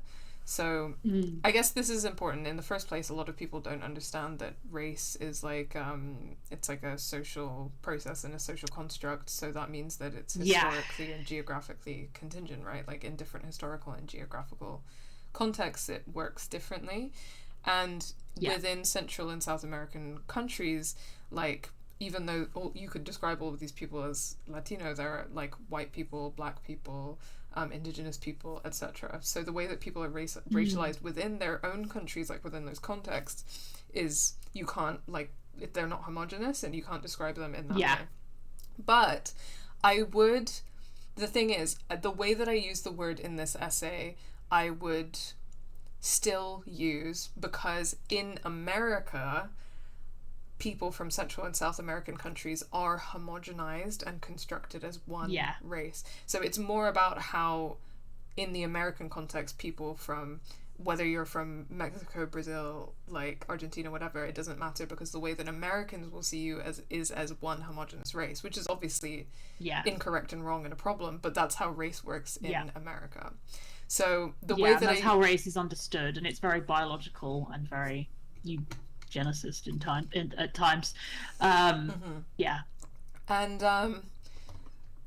so yes, there are such things as white Latinos, etc., like especially like within their own countries, but in America, generally speaking, you are constructed as one racial group, and that's something that can affect people even who are like light-skinned or like white, in the sense that they're descended from like European colonizers, and would have a different experience in their own countries, right?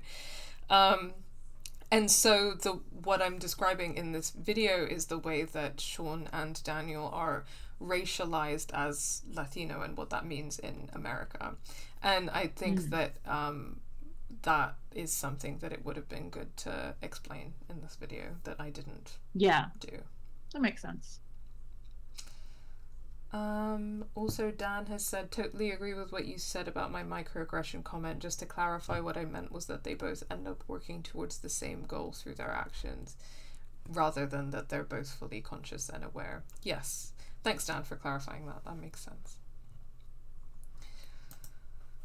It's pretty easy for someone like David or Claire or even Brody to say that everything will be okay, because as white people, they simply wouldn't face the same consequences, if indeed they would face any consequences at all. Even Brody, who is the first person to believe you without question, disapproves if you talk about your retaliation to Hank. Philosopher of our time. Kid. Maybe he deserved it, but don't do it and don't talk about it.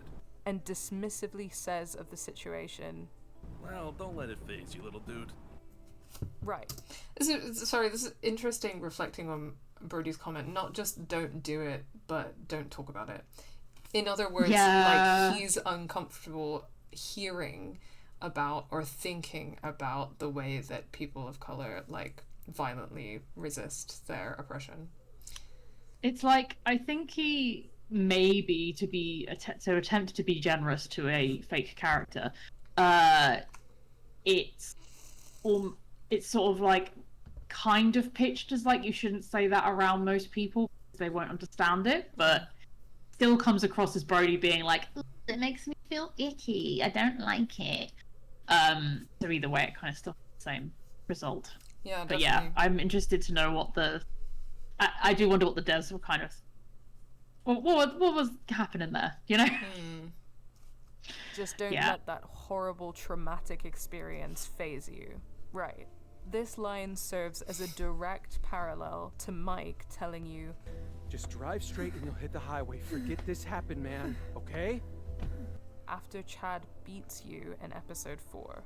White people don't have to think about the psychological consequences of their actions on people of color, the trauma that will affect them every day of their lives. They can just forget. We can't. Fuck. Yeah. When you arrive at your grandparents' house looking for help, Claire and Stephen, particularly Claire, immediately target Sean. My If enemy. you steal Hank Stamper's camping gear after he, kidnaps and assaults you, Stephen immediately sees you as a criminal, greeting you aggressively with, What the hell are you doing here? after giving Daniel some medicine, Claire says, Gave Daniel some cough medicine, but you should have taken better care of him. He could have been worse. You were lucky. Sorry. She's my biggest op. It's not the guy who beats I'm in her me. walls. It's not the guy who beats me up if I won't sing in Spanish. It isn't fucking Hank Stamper. Yeah. It's Claire. It's just there's something so much more disgusting and evil and violent to me about the fact that this woman is so horrible to her own grandchildren. Yeah, I think it's so much worse. It's not worse, but you know what I mean. It feels so much worse. A, because she's related to them, she should be. They are her family. So because again, it's that classic white women thing of in theory having should being able to have some empathy because you are oppressed as a woman, but you are so caught up in patriarchy's approval that you would rather fuck over your own family members, people who are also oppressed. You would rather fuck them over and worse for them than actually facing the fact that you oppressed under patriarchy. It's again very Trump women for Trump kind of vibes. Yeah, of and also the whole you scratch a liberal, you get a fascist. But the thing about a liberal is that they're pretending that they're your friend, or they're pretending that they're better than that. And when it comes down to it, they're just not. I don't even know that I would say that Claire is liberal. I feel like she is conservative, but I think Straight she's up making Trump an exception. No. I think she probably is. True. I think she's got a certain level. They are my family. But I mean, the way that her and Claire's parents, Sean's grandparents, react to Claire. Claire? No, it's not Claire. Sean's mom. What's her name? Is it Claire? Karen. Sorry, white women names. But the way that they react to Karen marrying a Mexican guy in itself, they were not in her life. They weren't in the boys' lives. They were not happy about her marrying this guy. Yeah, I think that says everything. And I think in itself. Something that I want to kind of bring up briefly is that there are quite a few people in my comment section, people of color, who have just shared their stories about growing up with white family members. And it's really really appreciate how vulnerable some people are in my comments section, but it's so I'm so sorry. It's horrible. I don't have that experience because I don't really have any white family except for my people that my siblings date and stuff like that. And I really can't imagine because you see this scene and you imagine growing up and these are your grandparents and they're fucking racist and they're horrible, and again reading people in my comment section, people of color in my comment section talking about like how horrible it's been for them having like white like racist family members, or like is it's just really horrible. Yeah, so this is like a very real thing that like that like mixed people experience. And I think it's such a betrayal, because, you know, I mean, obviously we know that like like the nuclear sense of family is not always what we think it is, or what society tells us it should be. But the thought that like someone who, you know, should understand you and should try and understand your perspective and respect you and give you like a certain level of respect and empathy, doesn't even, and you know, a lot of these people in the comments, like, you know, they were obviously they were kids, and it's like their grandparents, you're like, you're an adult in this kid's family, like, for 5 minutes, like, not be a racist cunt. Like, it's just it's mind-boggling, and it's just enraging. And it's very like it's worth saying that like it's such a huge, persistent, like ongoing problem in our culture and our media is the whole like interracial like love doesn't see color paradigm that like liberals really love, because clearly if white people are going to enter like romantic sexual relationships, marriages, building families with people of color, like they need to do the work, otherwise the kind of violence that they will do to their own children, their own grandchildren, their own family is like unspeakable. And I think a lot of people like kind of, it's, you know, like Karen for instance, kind of just goes, oh well, fuck them, I'm just take them out of their lives, but my life, blah blah blah. And I think that responsibility of your family members does go beyond that, and I know that how our parents are and what they are like, but I think, like, you know, like I've been educating my parents on various social issues for the last 12-13 years, and that is obviously a real flip of dynamic of my parents, where when I was a teenager, where I them, and I, again, this relationship with your parents, I have this particular relationship with my parents. Sorry, you are cutting out a little bit, Charlotte. Oh no, really, sorry. Didn't get that last like sentence or so. What did I say? I was just saying I know that I can talk to parents about this stuff, which is obviously a privilege in itself, but our dynamic flipped when I went to uni, where I started to, I guess, go beyond the politics that they had taught me growing up and questioning things. And it has not been an easy journey, but like I have done a lot of that work, and there are times when my parents will say things that surprise even me, in terms of like being like a lot aggressive stuff. But it's a responsibility to an extent we all have. Maybe it was easier for me as people, you know, someone with two parents who are relatively left. That is obviously a much easier journey, but I think also we do, to an extent, take responsibility for our families.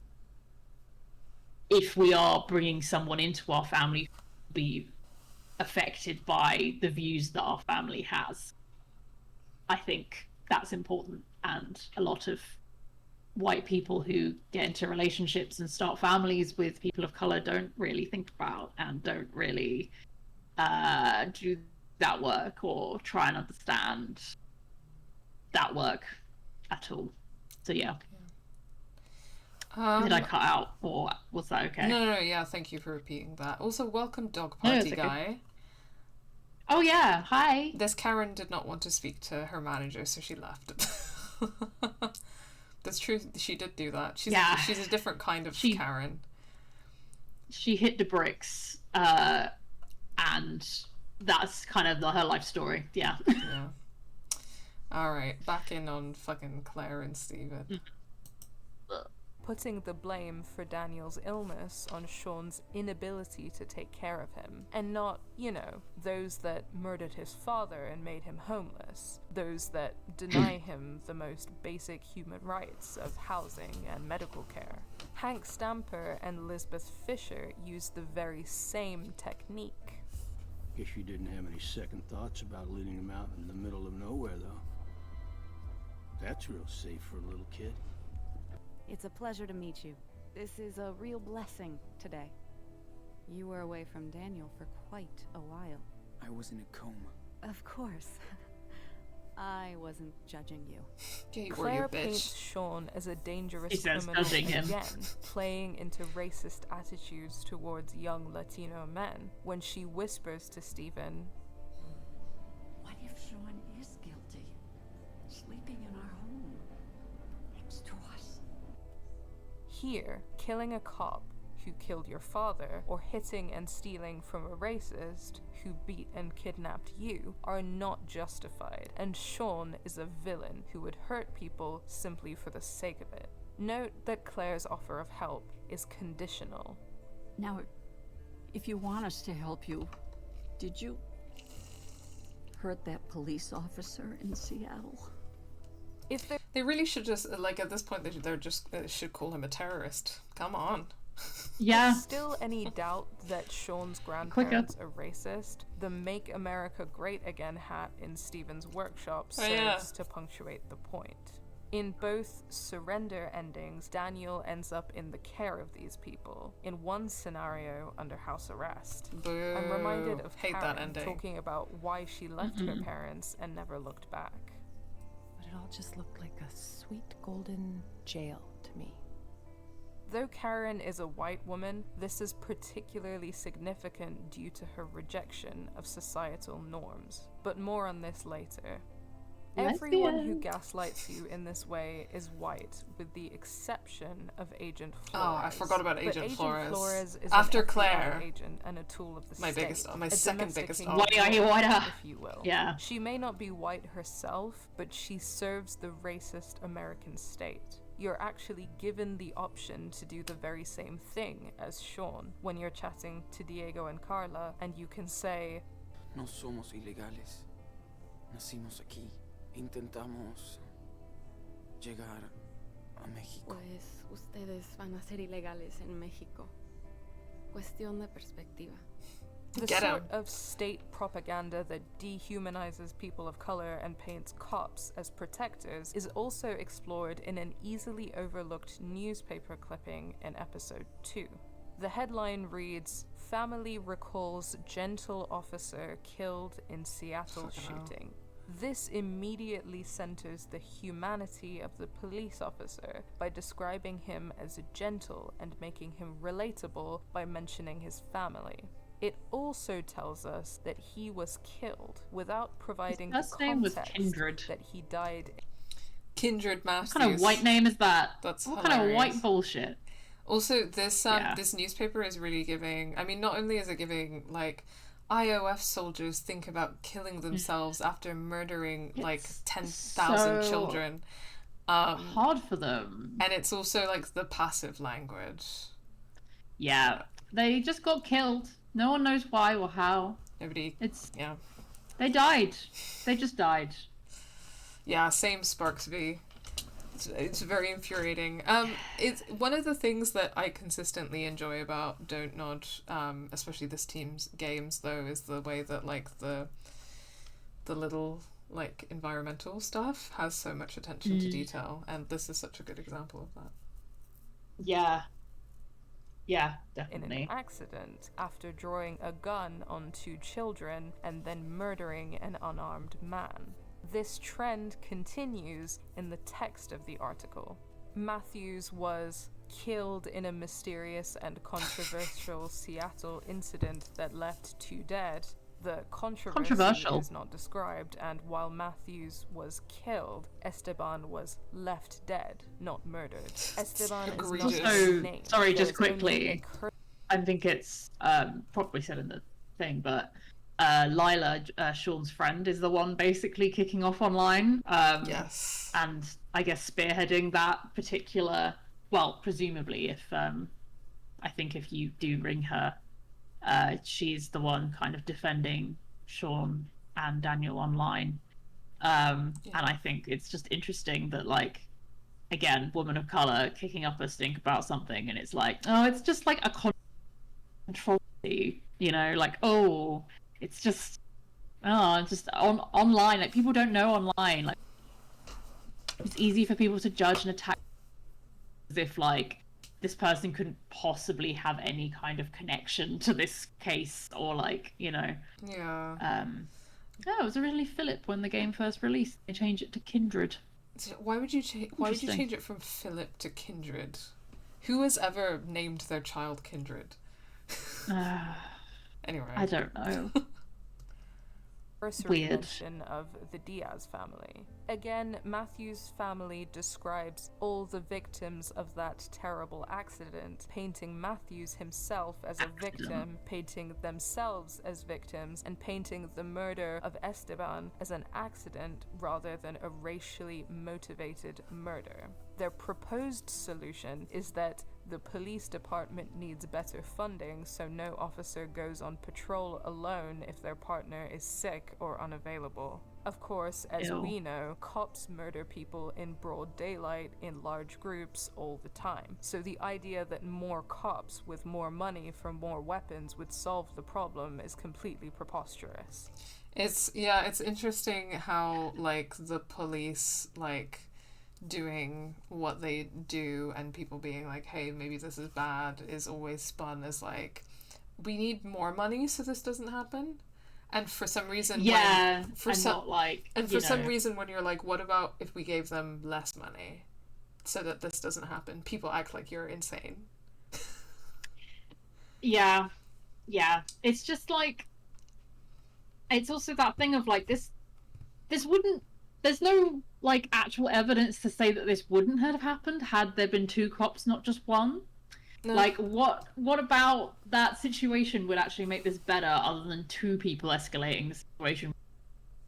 Yeah, no, like, again, literally, it happens. It's happened so many times. Like, how many like murders of like young black boys and like in the United States context specifically, like how many murders of like black boys have had multiple officers at the scene, like holding guns on them, and also covering for each other. Yeah, exactly.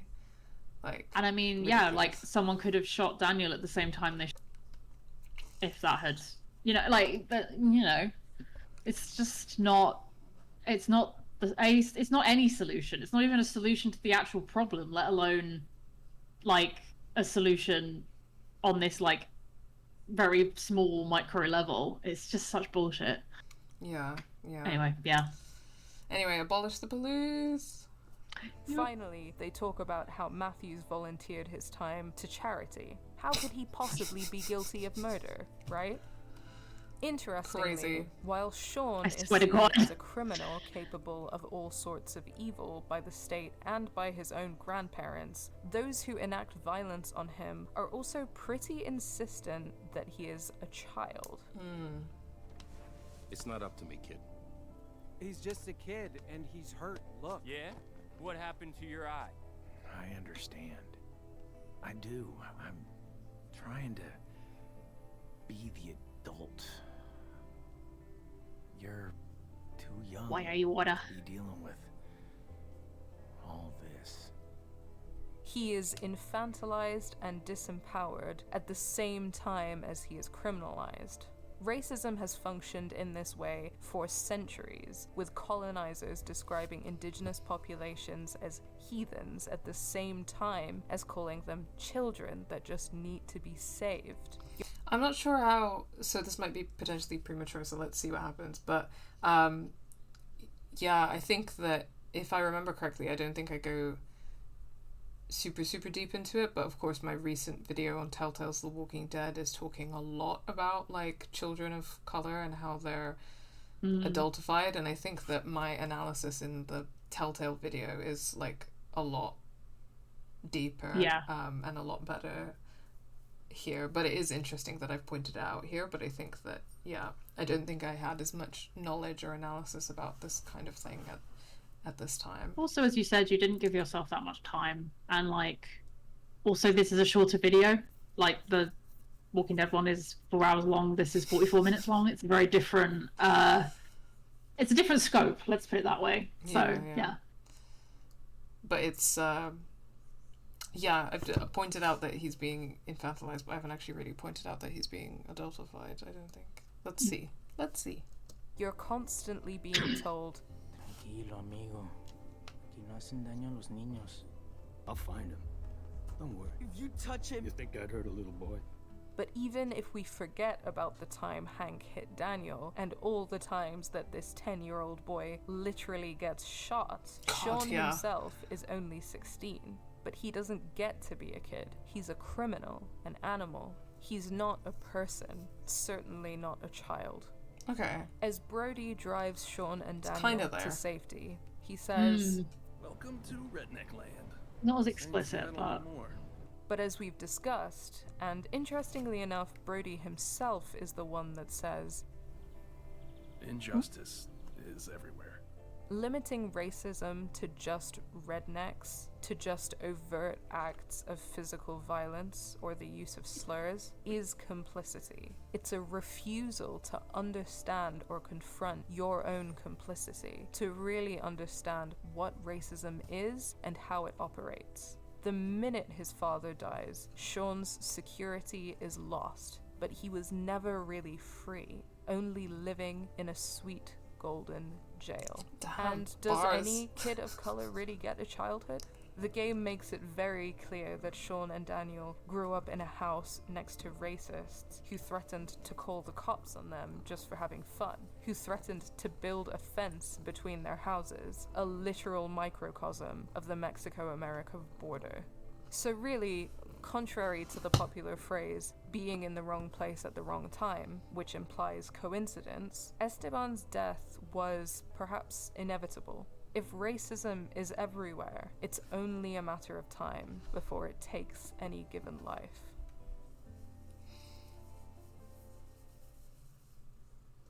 Damn. Yeah. Anything before we move on? Just seeing Esteban on the floor like that just really fucking gets me.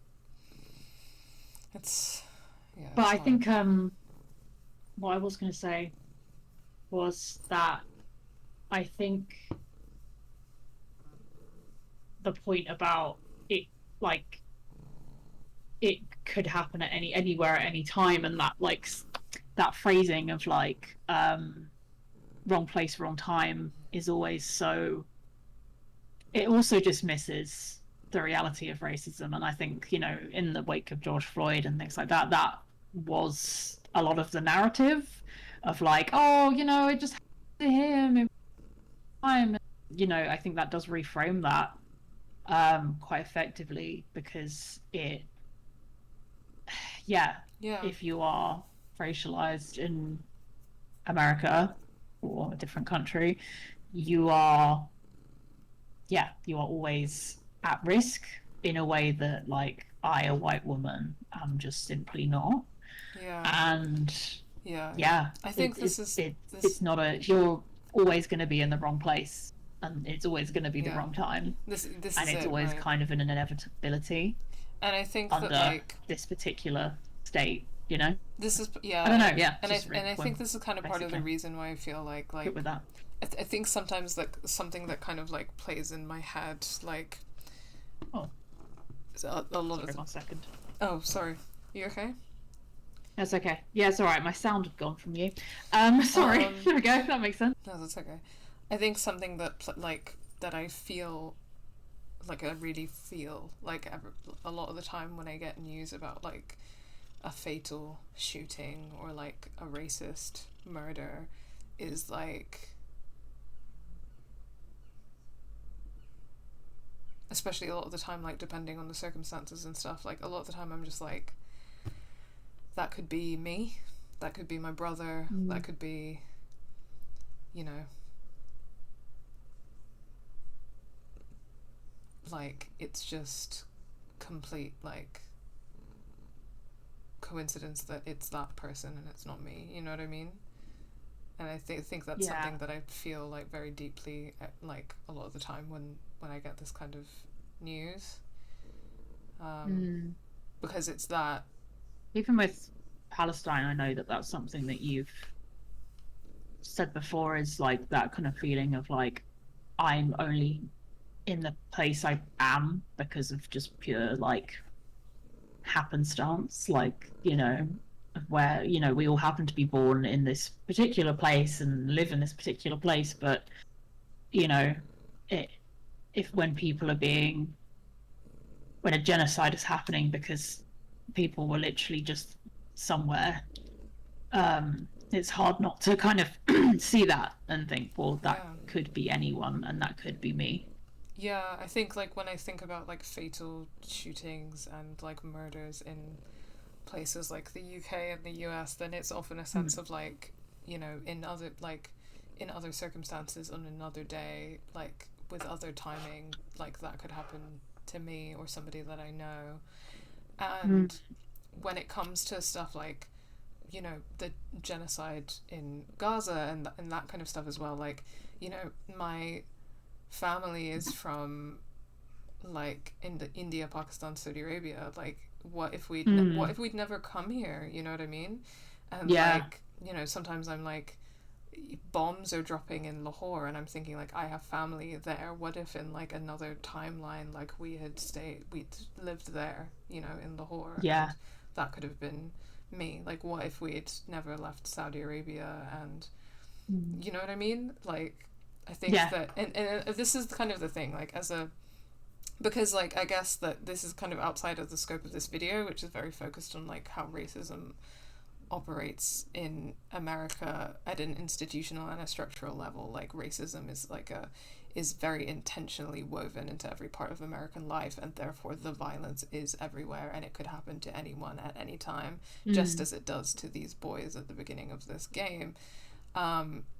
You know, white supremacy and racism is like a global phenomenon, especially like under like the American empire. And so, you know, as I think that's often like a strange thing about being like a diaspora person of color and having like friends or family or whoever like in parts of the world that are being like decimated, destabilized, experiencing genocide because of like the Western empires. You're like, you know, it just feels incredibly close to home, but it's like a global sense in which like the violence is everywhere, and it's really like luck of the draw that that nobody has killed me yet. And that's like a really crazy thing to think about sometimes.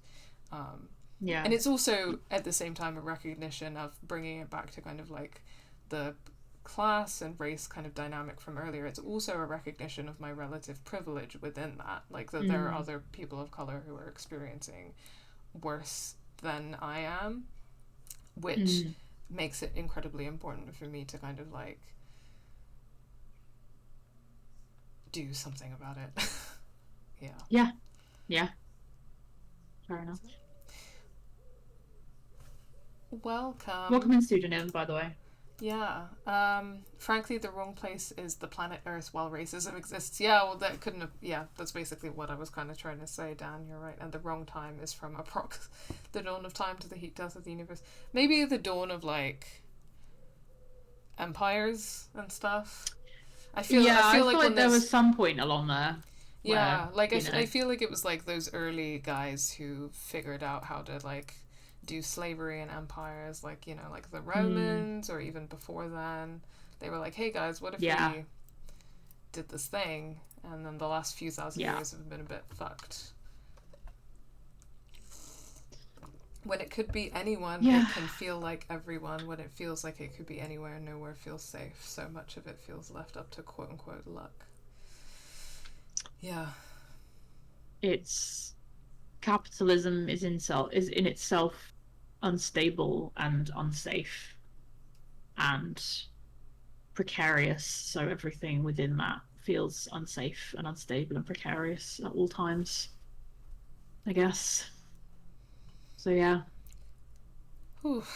Okay, next part. Well, yeah, let's go.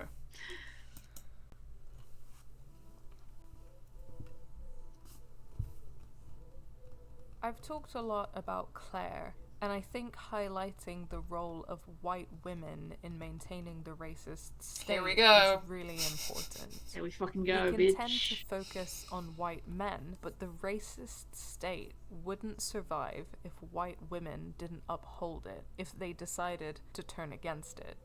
Stephen owns a Make America Great Again hat, but Claire is the one who knows how to get in your head.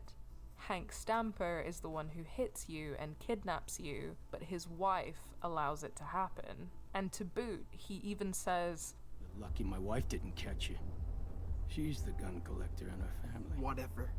when you talk to the family outside the gas station, the woman there very feebly tries to be kind to you, but she does nothing to stop her husband from being cruel. Even her daughter looks smug, because her father's racism and her mother's refusal to intervene is what she's internalizing in the home.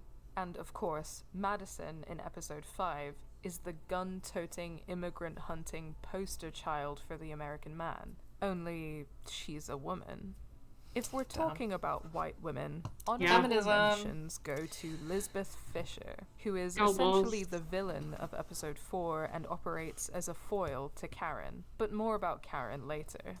Lisbeth tries to assume the role of Daniel's mother, and while Daniel's biological mother is also a white woman, Lisbeth tries to legally adopt him without his knowledge or consent, and to replace his Latino name, Diaz, with her family name of Fisher. Lisbeth is yeah, I don't think I really unpack that, but that's like, again, it's like, you know, I think in videos we've done since that have talked about kind of like the foster system and child protective services and the way in which the state kind of works to separate children of color, and in particular Indigenous children, from their families and erase their cultural identities and like assimilate them into white culture is obviously this like huge systematic violence, and that's like very much what's happening here. Yeah. Dog Party Guy said Square Enix released a big list of games that all work on Switch 2, and guess which the only Life is Strange game is missing. It's the only one who doesn't work on Switch 2 now. You know, I said the statement I made about this being like one of the most important games ever, obviously like hyperbolic, but I think there's a lot to be said about like how this is a very important game, and precisely the kind of like suppression of it that we see is like of note, because you notice that Life is Strange 2 doesn't get the attention, the marketing, the resources that the other Life is Strange games do. And I do think it's because it's politically far more dangerous to the status quo than any of the other games. Yeah, I think it's 100%. It's far more challenging for, I guess, a lot of the fans of the Life is Strange series are white queer women, because that's kind of the introduction that we had to the Life is Strange series.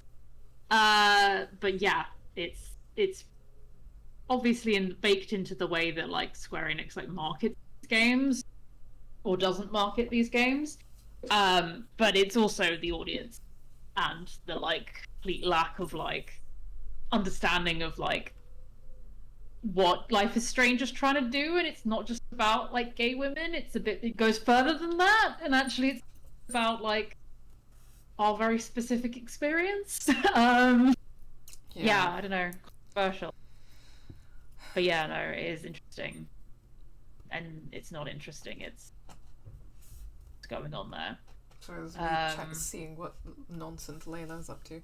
Dog Party says this is one of the reasons why I'm trying to take it on next, which I think I've seen you posting about this. Dog Party Guy, for people who don't know, is the creator of Life is 2D, absolutely fantastic fan-made Game Boy version demake, quote unquote, of Life is Strange, and is currently working on a demake of Life is Strange 2, so you can play Life is Strange 2 on a Game Boy-like system, which is very exciting when it's done. Although take your time, obviously. But when it's done, let us know, and we'll play it on the channel. That's really cool. Nice. Jump back in. systematically trying to reduce Daniel to his biblical forename, to erase his Mexican heritage, to separate him from his family and anyone who could help him escape. Pitting siblings against one another is a textbook tool of parental abuse. Mark True. 3:25. If a house is divided against itself, that house cannot stand. Daniel is of use to Lisbeth, so she psychologically manipulates and abuses him, but Sean is not of any use to her, so she treats him as a heathen who can't be saved and disposes of him promptly. And to do all of this, Lisbeth is using the completely legal tools of the US state. All of this draws on the historical legacy of evangelical missionary colonialism and the associated erasure of indigenous cultures and histories, as well as the psychological trauma enacted on indigenous peoples. The religious overtones might make all of this easier to identify, but Lisbeth is using the very same tools of psychological abuse we've discussed so far. Institutionalized religion may not exist in the same way in America, but its legacy lives on. Sure does. The racist violence of the state is also linked to capitalism. When rednecks like Hank, Chad, and the vigilantes in episode 5 attack you, they're always going on about defending their property. This links racism to capitalism, a theme which is explored particularly in episode 3, while Ingrid, from a position of privilege, assumes that legalizing weed is a good thing. Kush gig. But not when they legalize that shit. Then you can work legal on the farm, right? Not if the government steps in. Then the pigs. Where's some sunscreen, Ingrid? All bad. This is funny because I think in a recent Disco Elysium stream I was talking about why I'm for decriminalization of all drugs and not legalization, but this sums it up pretty well. Yeah. Penny points out that for homeless Penny's people, ex-convicts, undocumented people, fugitives, and more, this means it'll be even harder to get work. No paperwork, no job. The bureaucracy of the capitalist state this is technically not relevant, but it is interesting and is another way in which this is happening. Going back, because, sorry, the shot of Sean's crotch is not where I'm going to stop the video. I understand. And I appreciate editing me appreciates. One of my colleagues often works Glastonbury, and she's decided not to work Glastonbury this year because so she said that what she used to do is she's friends with who would with basically a lot of travelers, like a lot of the traveler community, Okay. who would get into Glastonbury by being performers or have that. And obviously this is relevant because it's happening this weekend. That's kind of why I'm mentioning it. But in more recent years, Glastonbury has become more corporate, which actually means that a lot of these people don't get in anymore. They have to pay they have to pay to have stalls there and things like that. Even though the festival itself is still this kind of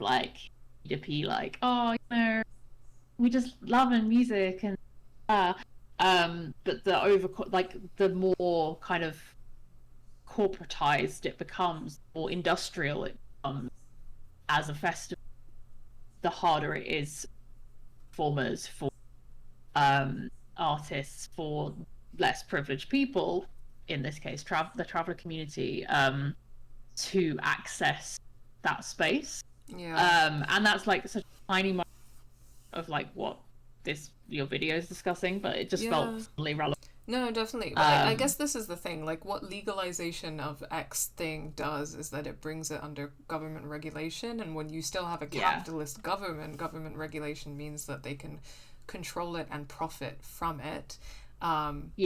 which, you know, for example, that's not the same thing as government regulation under socialism, right? Which is a whole conversation. But under capitalism, more government regulation and power over X thing means that they will control it to profit off of it, which will continue to exclude people who are excluded from that system, like undocumented, houseless, etc. As Penny puts it so well, no paperwork, no job. So exactly. Yeah. Precisely. Yeah. But no, I just suddenly thought of that because it's just she was talking about this the other day, and I was like, huh, interesting. I never thought about that. And like also, you know, the kind of culture of Glastonbury has basically been started by, like, you know, its history is very rooted in traveler communities, like communities kind of living on fringes of society, like those less privileged and those who are oppressed, and the more corporate and bureaucratized these things get, the worse that is for those people. I actually didn't know that the spirit of the event. No, so it's quite an interesting one. I'll send you some stuff. Glastonbury has like a really long history of paganism, like it, where a lot of druids settled. I've actually been up Glastonbury, like, historic. Sorry, you've been hill Glastonbury Tor, TOR, which is basically a big hill. But it's like an area of like druid stuff. So there's quite a lot of like folklore around that area. It's a whole thing. I'll tell you more about it off screen. But yeah, it's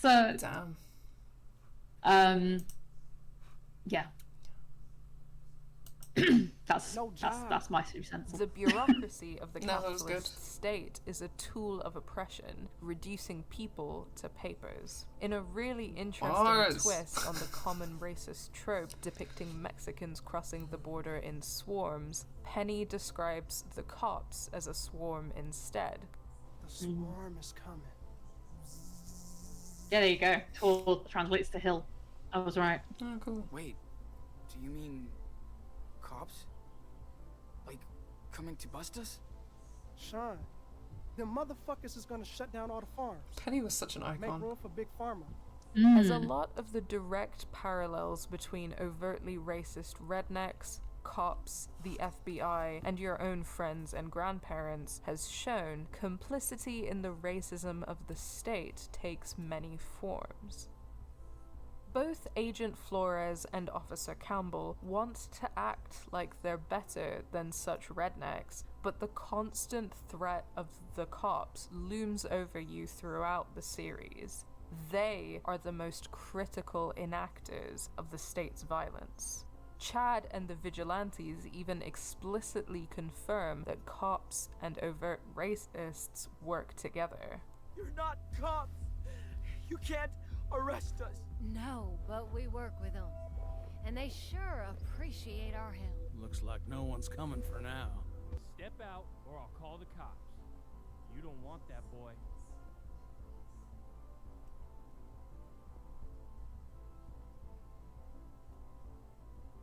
No need to. I'm leaving, now. You deaf? I said out. We don't need cops to deal with assholes like you anyway. Listen, I don't want any trouble. Meanwhile, a newspaper clipping shows that Hank Stamper works with the police and is lauded as a local hero. An individual cop might have good intentions or want to do good, as it's hinted that Officer Campbell might, but ultimately working for the police means enacting the racist violence of the state. Being a cop means being racist. It means being violent. And there's no two ways about that. Yeah, if you want to be a good person, quit. A cab. Sorry. No, for real. But I've always, like, if you want to be a good person, quit. It's that simple. Yeah. I have this conversation often. There are many other places you could work. There's so many other places. You just don't have to be a cop. Like, yeah, you just don't. There are so many jobs. There are so many ways to exist under capitalism. Why would you choose that one? Truly, like the worst one. The worst one. Literally choose the worst one. This is another story from work. I think it's interesting working in a salon, because I think you do. I mean, obviously, I wasn't people facing in my previous like career. Like I was working in marketing. I was at the desk, like I was talking to people, and I guess in a lot of ways, this is kind of good for me being able to, like out and actually. All right. Sorry, but it's also you cut out a little bit, so it's good for you. Oh, sorry. It's good for you, like being able to talk to people and. Yeah, and I guess like understand different perspectives better and not just kind of like be in my own little bubble. But there are interesting moments. So, for instance, there was this guy, like a client who came in, and I was washing his hair, and I was like, oh, I kind of like, what have you been up to today? What are you doing at the weekend? Like that kind of start conversation. And he was saying like, oh, I've been working, I like day. And I was like, oh, what do you work as? And he was like, oh, I'm a detective. I was like, oh no. Put poison in his hair. And I was like, do I bleach?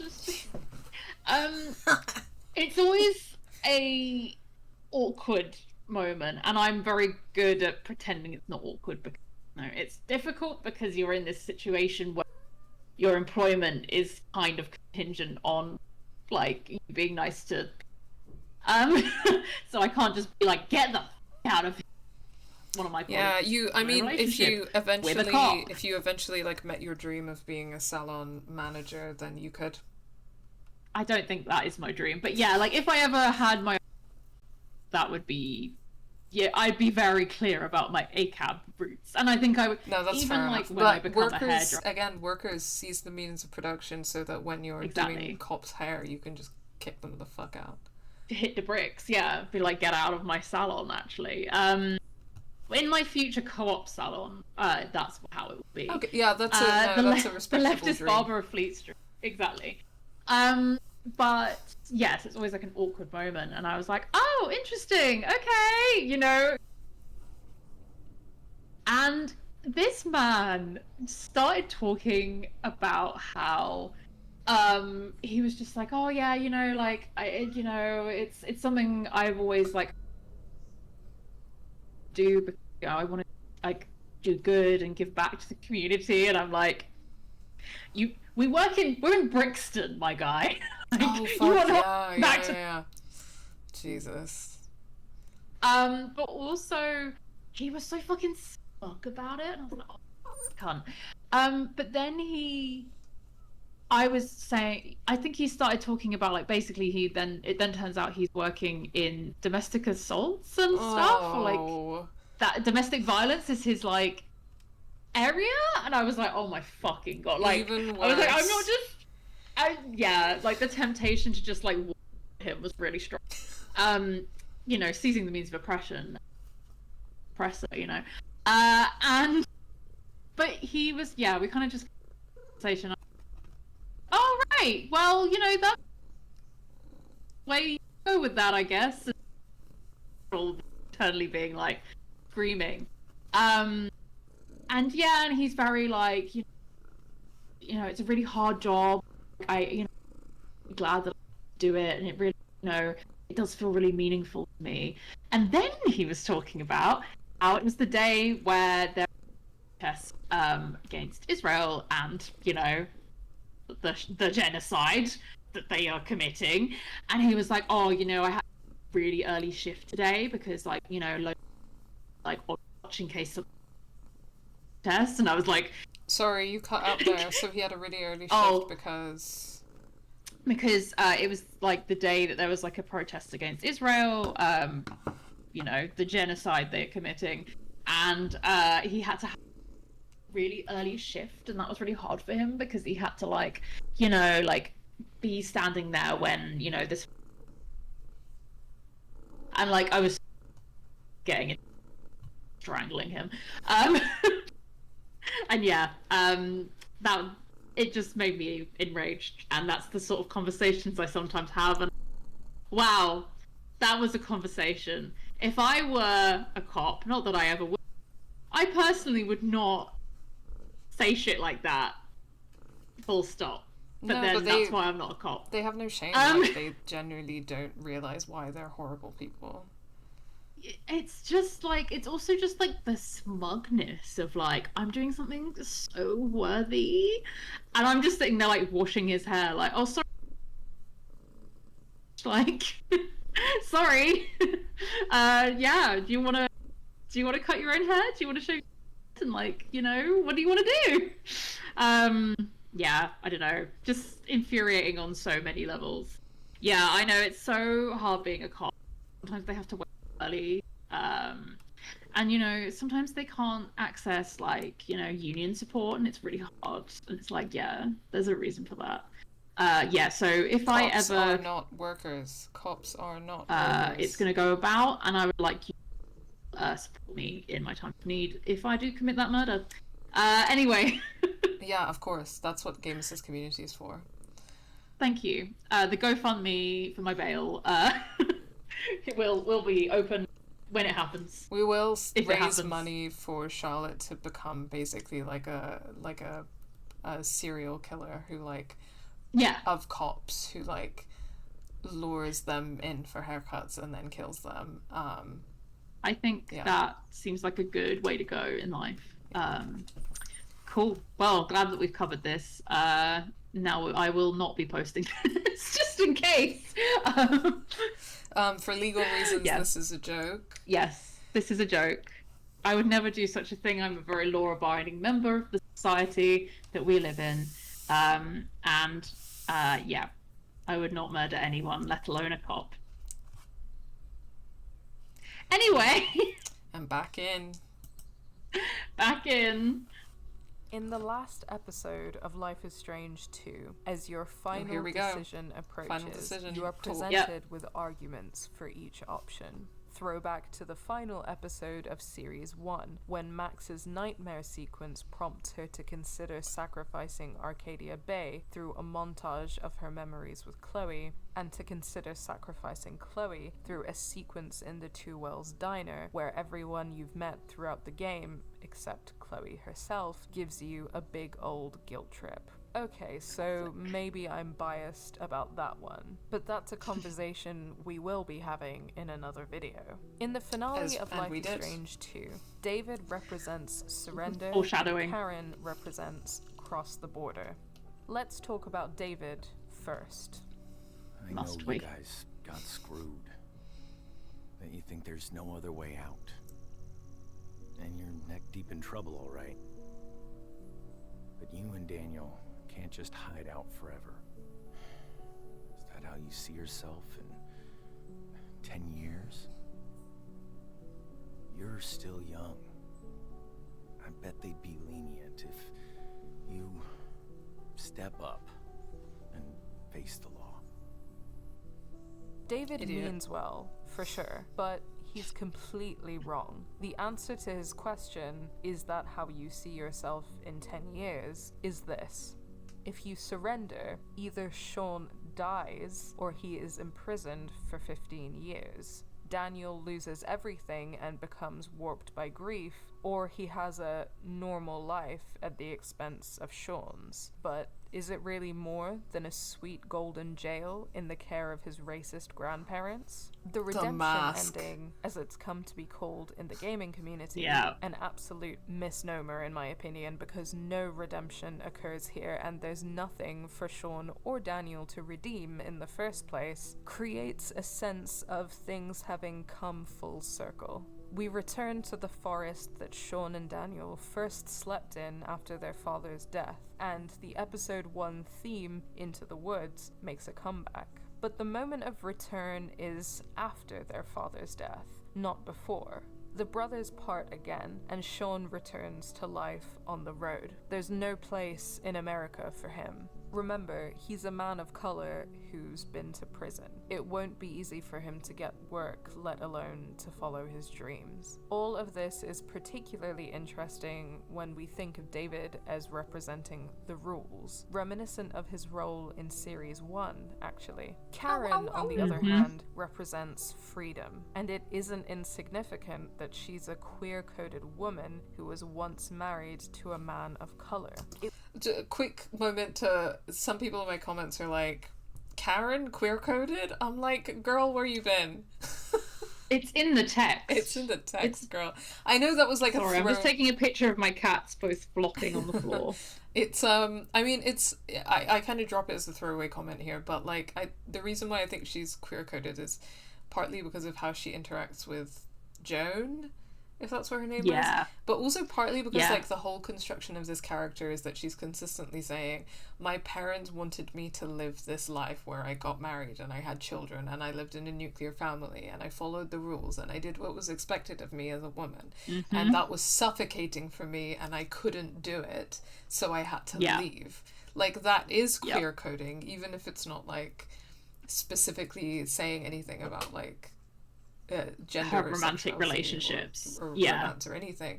But then the way that she interacts with Joan is pretty gay, you know.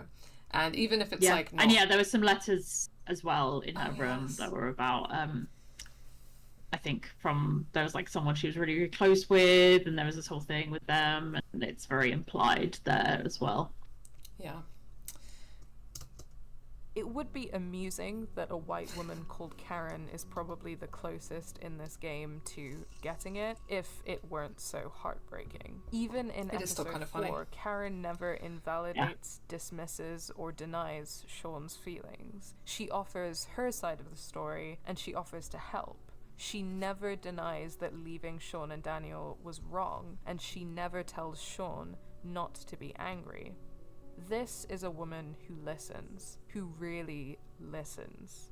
Karen is aware of her privilege. She demonstrates this in the ways that I've described, but she alludes to it too. In episode 5, she says of the commune, I still feel like we're really privileged out here. And when she offers to buy you some time by handing herself to the cops, she says, it's not about me right now. She said no white woman ever. Certainly knows that the cops are less likely to harm her, a white woman charged with arson, than her son, a Mexican boy charged with the murder of a police officer. Under the patriarchal state, white mothers are assigned with reproducing the white race, both physically and culturally, due to their role in the nuclear family. So Karen's refusal of this role, both in marrying a Latino man and having Latino children, and in her refusal to teach them to follow the rules, is incredibly significant. A couple of things there. Obviously, that was like a cis-normative thing, but it's like, you know, a woman, quote unquote, like what's taken for granted as a woman. But it's something, I don't know if you ever experienced this the first time that you were playing this game, but until episode 2, I was quite surprised to learn that their mother was white. And I think this is significant because Mexican culture is so important and emphasized in this family. And I don't think that's just down to Karen's absence. I mean, obviously it is because Esteban is like a single parent or something. But I think it also, Esteban is first gen, which I guess has impact too. Yeah, definitely. But it's like I guess at least from how we experience her, although clearly she's changed a lot over time, so it's hard to tell. Like, I think that like there is a certain understanding there of like, again, she makes a lot of decisions that we don't agree with, and it like she's a character to be critiqued. But I think there is an understanding there of like, you have children with a Mexican man, you're raising Mexican children. I think Karen's such an interesting character, and I love the way this game deals with her. And I think that I do remember thinking that their mom was maybe dead initially, and And again, I think I just assumed that, yeah, their mum was Mexican, just because, yeah, as you said, like, it is very kind of clear that they're raised in a very specific way. They're raised surrounded by Mexican culture. They're raised by Esteban. And yeah, I guess I didn't really think about it. I feel like obviously we meet Claire and Steven, and then you're like, okay, their mom's white. But yeah, I think I definitely didn't expect her to be the way that she is. And I think that's really interesting. I think you make some assumptions about her, and obviously you make assumptions about a woman based on they left their kids. That's always going to have, you know, baggage attached to it, more so than men who left their kids even. That's always going to feel a certain type of way. And, you know, it is clear that, especially in this, they could have done with being there when all this goes down. But, you know, if not with Esteban, at least, like, you know, more present in their lives. But yeah, but at the same time, what she does do with the time we do get with her, you're like, okay, I respect where she's coming from, and I respect her point of view and position in a way that actually I feel like I know about this to do with like Lost Records, for instance, because obviously this is a future game by the studio. I think that we talked a bit about Corey in Lost Records and how it's very one note, and I know that like Corey is a villain whereas Karen isn't, but it is interesting the lack of nuance Corey is given in the game, in a way that I think earlier, like Don't Nod maybe were better at kind of having this depth to characters. Yeah. You know, you've got like David Madsen is a lot of ways a villain. I guess Jefferson is the capital V villain, and maybe has more resemblance to what Corey is in that he is pretty one-notely.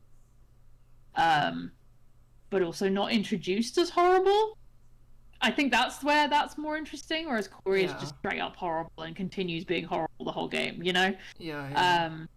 Yeah, I don't know. It's just some reflection on there, like the nuance that I guess gets lost. And I know that like Lost Project, and it's not, you know, necessarily going to have the same themes, but I just think that's really interesting. Yeah, no, it's interesting. And yeah, maybe they were just going for like a straight up 90s style villain story for sure. I respect that too. I think it's just interesting that like the nuance of people got taken away a little bit, which I really love about this game is that I can empathize with everyone, and that doesn't necessarily mean I agree with them, but I get their point of view and I'm given their point of view. I'm not just having to like infer their constantly. Yeah, I mean, I think the interesting thing about this game is that there are some characters that could be construed as straight up villains, like Chad or true. Hank. But like these are because the nature of this game is like unlike Life is Strange 1 or Lost Records, which is like set in one town where people know each other and you have like characters and locations that you revisit throughout. Like one of the really interesting things about Life is Strange 2 is that you almost never visit the same location twice. You're constantly on the move and there's this constant feeling of instability, and there are many interactions with characters that are like transient and you never see that character again. And it's one of the things that's quite interesting about this game. But I think the characters that you spend a lot of time with are very, more complex. It's interesting because in a lot of ways, like, I mean, you know, I've talked about how I think the whole idea that Sean needs to be redeemed is stupid. I think Karen is the character who has a redemption arc in this game. Yeah, Karen 100%. Karen redeems herself through the things that she does in episode 4 and 5. Yeah, I think when we look at like redemption arcs in a character, and obviously a lot of them are like not well, very like, oh well, he went to the good side, so he's good now. I'm looking at you, Kylo Ren from Star Wars. That's not a fucking redemption arc. That's the guy going, oh, maybe I'm just stop being head for a second. I think this is a much more nuanced thing, an actual redemption arc. And it shows that while Karen has made decisions that have hurt people, particularly her sons, she is also capable and is able to make the choices to help them in the now and not, I guess, be paralyzed by the past in that way. And kind of going, oh, well, I messed up before, I just have to, like, you know, try to atone. It's less about atonement and more just, and it's not about her even. It's really not about her. And I like that she is very consciously making sure it's not about her and her feelings, not centered her. Yeah, I mean, it's kind of like it's a pretty, I mean, I don't know, I guess Karen must have, like, become an abolitionist and, like, become aligned with transformative justice, because she's really following the accountability playbook to the T. Like, she does a good job of holding herself accountable and, like, making up for the harm that she did. You know, she does a good job. Absolutely. I can only aspire to be like that. You know, I think, it's good. So when Karen gives you her 2 cents on what you should do, in the end, it's this. I tried to live by my own rules, no matter what. I don't expect you boys to be like me. But try to stay true to yourselves. This is your life. Don't let anybody get in the way. In episode 5, you have the chance to write a letter to Karen. In mine, I wrote, Please don't give up on your freedom. Okay? It's the best thing you've taught us. We'll reach it once we find our own freedom. Throughout the game, the framing of major decisions is very interesting. Every image seems to be constructed and divided very intentionally. This is truer than ever for your final decision of the game. Here, surrender covers Sean's head, his eye, and his ear. Cross the border covers his eye patch, his nose, and his mouth. Symbolically, this would seem to indicate a conflict between seeing, hearing, and thinking on one side, and speaking, smelling, and impaired vision on the other. The head is aligned with Western rationality, with following the rules, with the psychological trauma associated with the analysis complex and the wider racist state. The mouth is aligned with your voice being heard, with being open and free and expressing yourself, even when you can't see and the road ahead is dark. The eye patch itself was a gift from Karen, further associating this choice with freedom. Similarly, in episode 4, when Chad tells you to sing, the sing option is associated with the head, preserving your physical well-being while arguably causing further psychological trauma, and refuse is associated with the mouth, with your voice, and with your agency. Sorry, it's so funny how much of this stream I've been hearing myself and being like, oh my god, so smart, like, can't believe, cooked with that. You should! You did that! You did that. That's you. Actually, you know what, it, like, actually holds up a lot better than I was expecting it to, this video. I thought it was gonna hold up. I think I was never under any it's gonna hold up. I think that's just always things that, like, are interesting to discuss, I guess, but no, I think that, like, you're pretty consistent in your politics, and also, like, you're very good at this. So, you know, they didn't come out of nowhere. Thank you. It's true. Dog Party Guy says, perhaps sacrifice ending would be a more fitting term, Sean essentially choosing to do so that Daniel has more of a life. Yeah, I mean, this is the thing, though, is that, like, I interrogate, like, even that. Like, Daniel has more of a life by whose standards, you know what I mean? Like, by his grandparents' standards. I don't know that I would agree with that. Which, again, is, like, really, I think, and again, like, a lot of people argue about this in my comments and say they don't agree with me, and I think they really slip over the part of the video where I go to great pains to show you, like, the kind of psychological manipulation and, like borderline abuse that, like, Claire puts Yeah. them through. And you really have to like brush over the fact that like if Daniel is growing up in that home and crucially does not have like a brother or a father anymore who share his cultural background and his upbringing, then his like race and his racialized experience, then like he is alone in that home, like, and it's basically like white supremacist, like racist, abusive environment. And you really have to gloss over that in order to say that that's like a good ending, because like it's like I also giving think, Daniel a good life. Yeah, I also think like people kind of go off of their impression of like how they are with Daniel when he's a kid, or a younger kid, like when he's 10, and I think people kind of assume that it's always going to be that way, without thinking like, well, the way that they're Daniel. Sorry, you cut off there. Instead of thinking... But basically, rather than thinking about like, oh, you know, Daniel's a kid now, but he's not always going to be Sean than they are with Daniel. Yeah. So, what are they going to be like with Daniel when he gets older? Are they going to criminalize him? Well, yeah, exactly. No, it's, you know, like they also still know that he's part of this thing, and they know that he has this power, which is going to have even more like dramatic implications in the future. Yeah, no, it's such a good point. It's like the way that they treat Sean is a good indicator of how they're going to treat Daniel when he's grown. Yeah, and imagine growing up in that situation where the older you get, the worse you were treated because of that exact thing. Like, you stop being a cute kid and you turn into a like young man, and you were having to live in that situation where the come to less encouraged that is, and the more like demonized you are. Yeah. That sounds shit to me. Yeah, definitely. No need to apologize, by the way, Dan. Thanks for stopping by. Also, to be clear, Dog Party Guy, that was not an at you, that was like at people who really defend that like choice.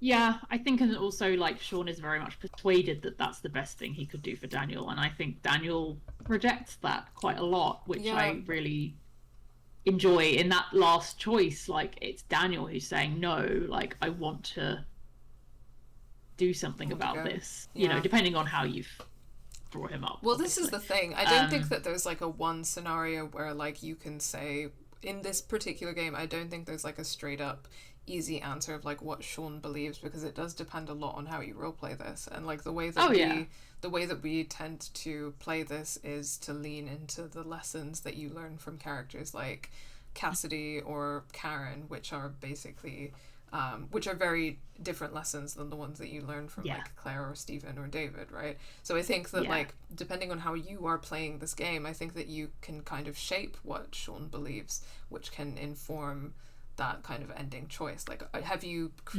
played a Sean that like believes in the propaganda of the American state and like thinks that the best thing for Daniel is to like grow up in that like horrible home, or are you someone who's decided that you will like reject that and you know, go home, go to Mexico? So I think it's somewhat also Dog Party Guy, sorry, yes it is. Dog Party Guy saying all the endings are bittersweet at best. It is a don't nod game after all. I do think that's such don't nod games versus Deck 9 games. Like, it really, with I mean, not that like I'm not even gonna consider double exposure in this equation because it doesn't mind, but like True Colors, it kind of has this option, like, well, nice ending based on whatever you particularly believe is nice. And it seems like such a like weird pandering to like what fans want.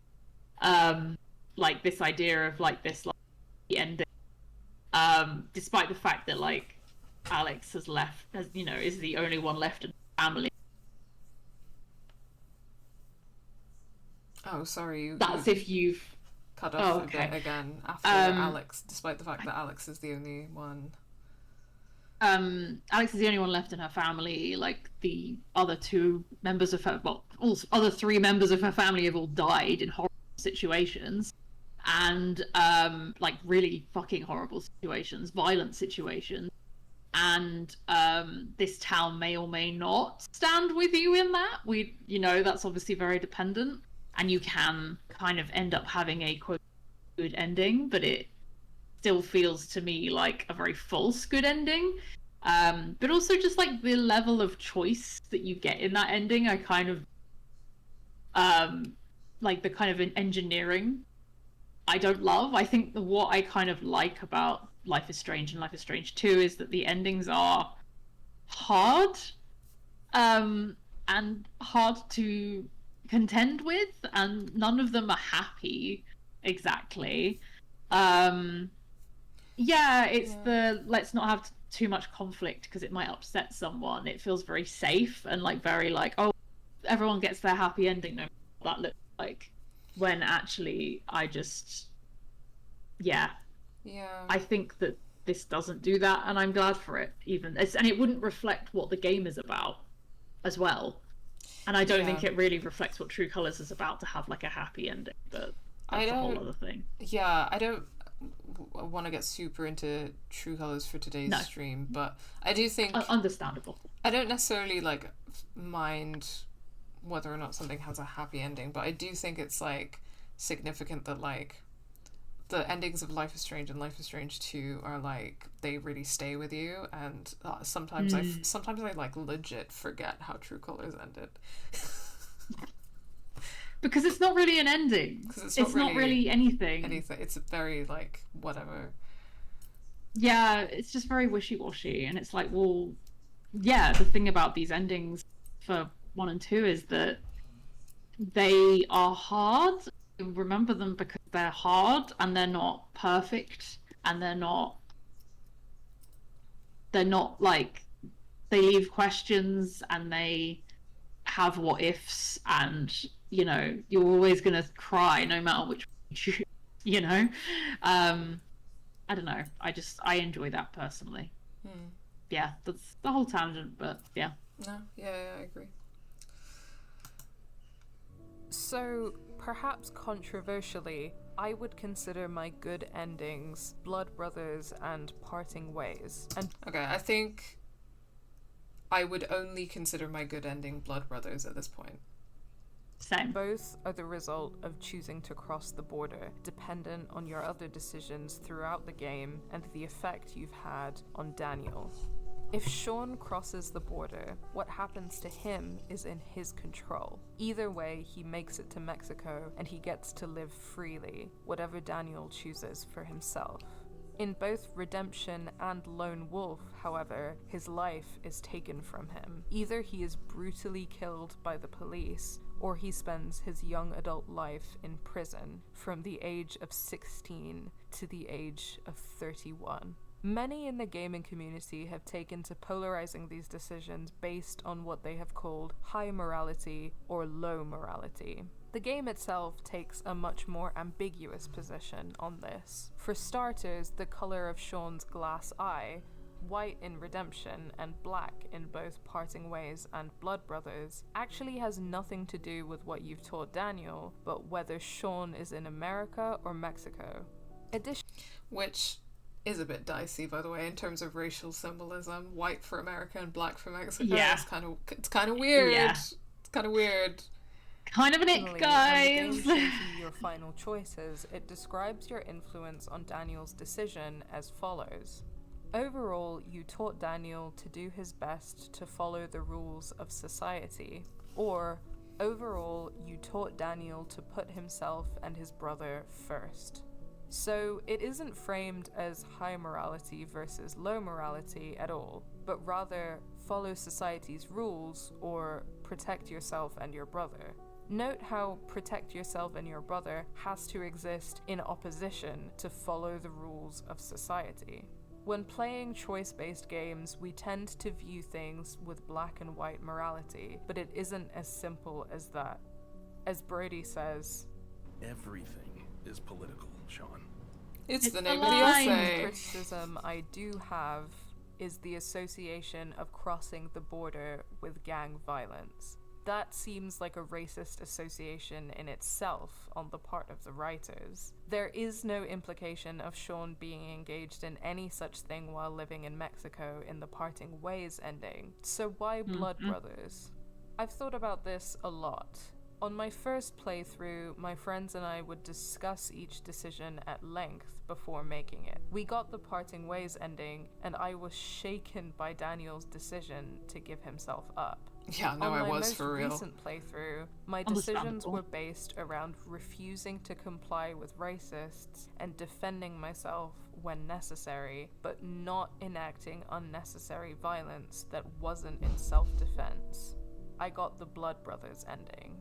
Looking at these two side by side, I thought about the implications of trying to teach a 10-year-old boy, homeless and on the run from the cops after the murder of his father, that he should never be unnecessarily violent, but that he should stand up for and defend himself when needed. How do you teach a child the difference between necessary and unnecessary violence? And never once in this game are we given the chance to discuss with Daniel what racism is, despite the fact it's the primary shaping force in his life. I was particularly struck by this during this moment. Hey, Sean? Why would they build this? Well, you know, it's a border, man. Is there a wall like this up north? Nah, not really. So, why did they build one here? I don't know, Daniel. The answer, of course, is racism. But this is something that a young kid of color doesn't understand, hasn't processed, even though it's everywhere they look.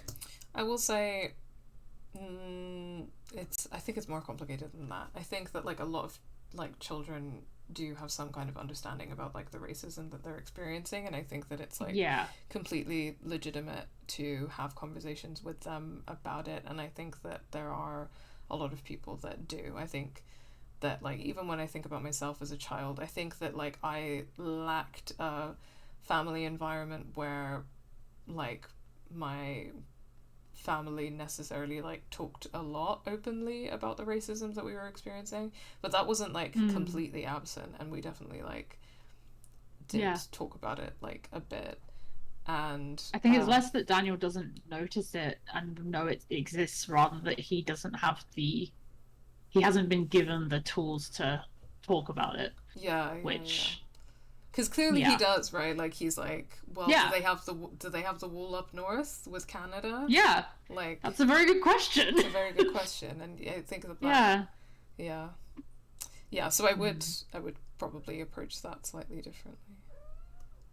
We experience it every day, but we can't name it, can't place it. The unmetabolized trauma of racism sits within us, internalized. So young Daniel only understands hurt people or don't hurt people. And Sean, who's a kid too, remember, is not equipped to teach him any more than that.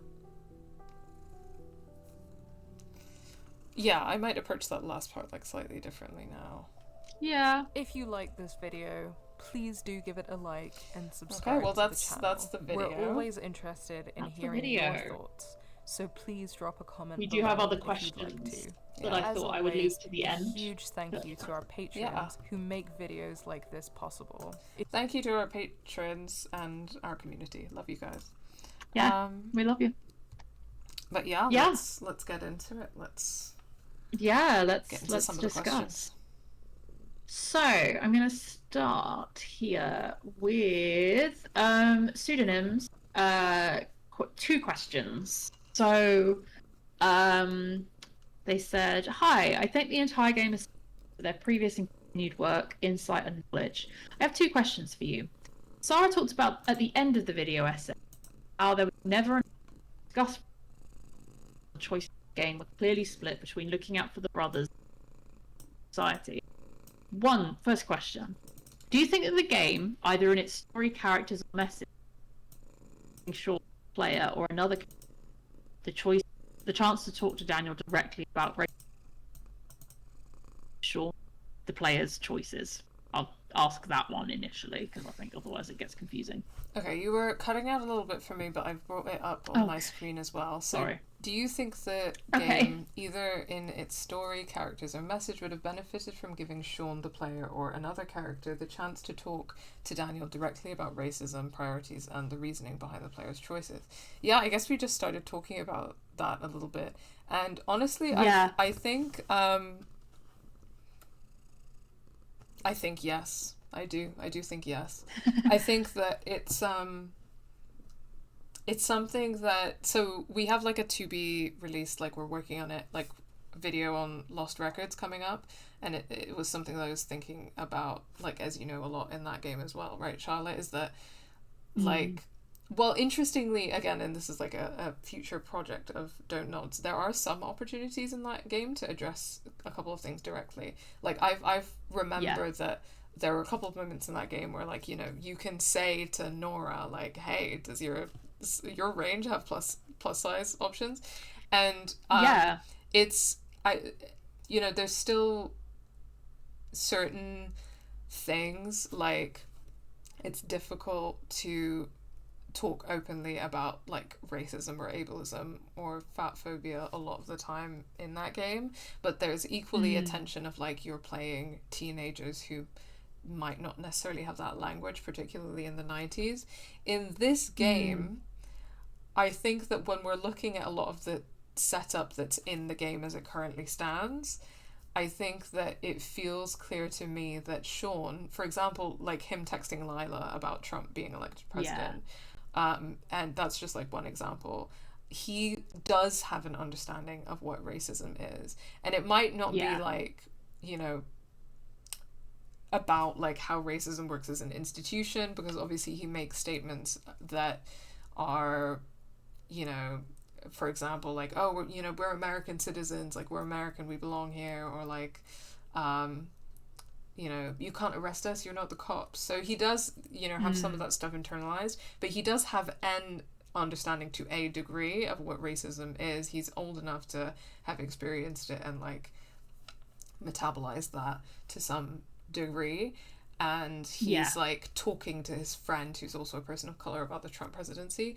I don't see any reason why he wouldn't be able to talk to his brother about that, and it's something that in the early episodes is like part of the emotional conflict, right, is that he doesn't know how to tell Daniel that their father is dead, and part of the reason is that, like, it's hard to, you know, tell him that their father is dead, but it's also hard to explain to him why their father was killed, which is, you know, opening up this whole can of worms about like police brutality against men of color and the fatal shootings of men of color in the United States, right? But having those conversations with children is really important. And I think a lot of the time in my analysis of like choice-based games like these, which I've, you know, Telltale's The Walking Dead, blah blah blah, I think that it's actually really important that we get given the choice to engage with it sometimes.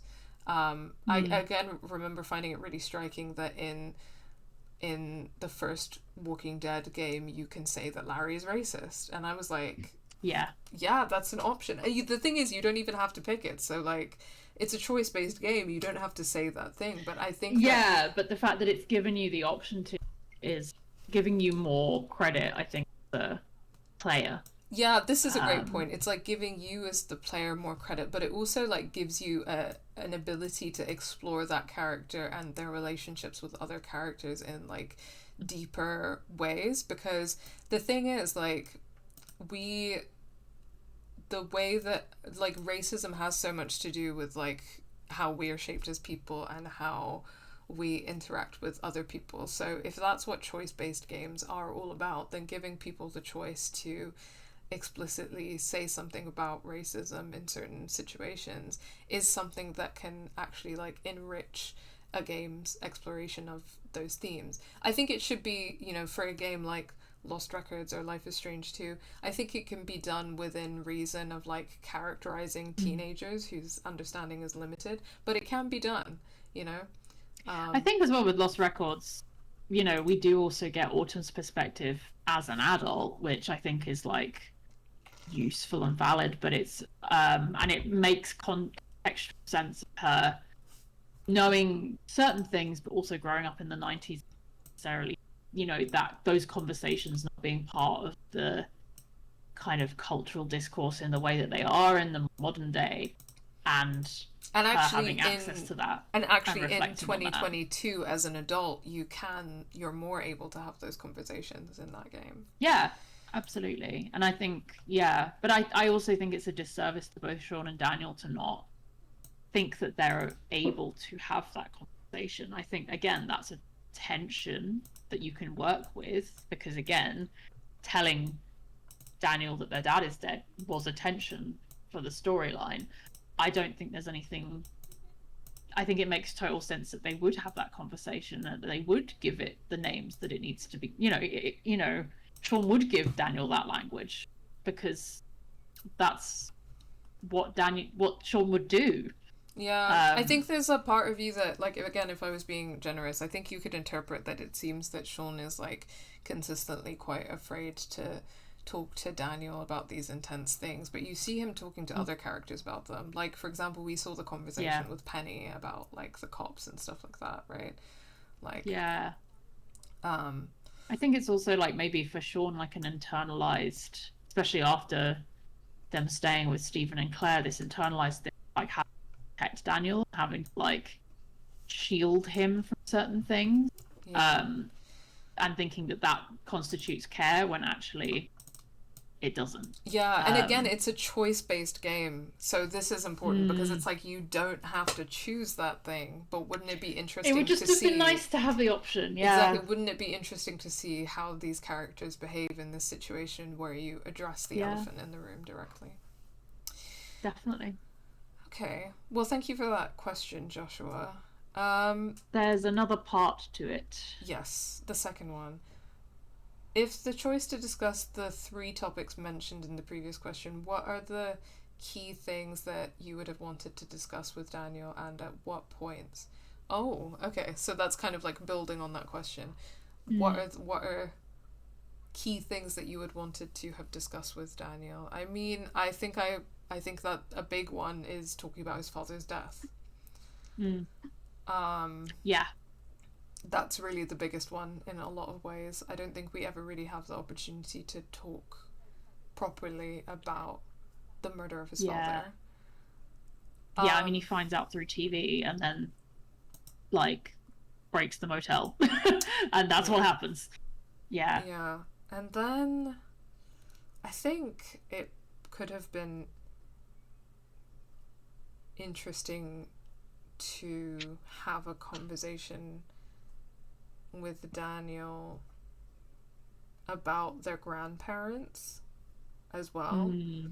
But I'm trying to think about, like, how specifically you would explicitly have a conversation about racism or something in that context, and I'm not, like, really sure.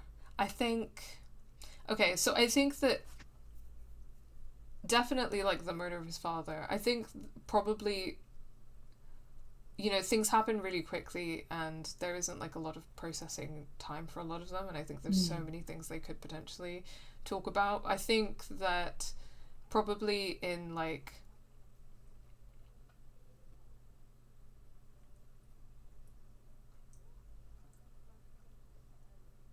this is actually quite difficult. I think I'd have to chew on this because I'm trying to think of, like, specific moments or conversations, but I think it's, like, the murder of their father and, like, their position in society. Like, why is all of this stuff happening to them? Because, like, so often, like, you know, Daniel was being like, why are we going on a perpetual hike? Why can't we sleep in a house? Like, why is blah, blah, blah? And I think being able to properly address to him, like, you know,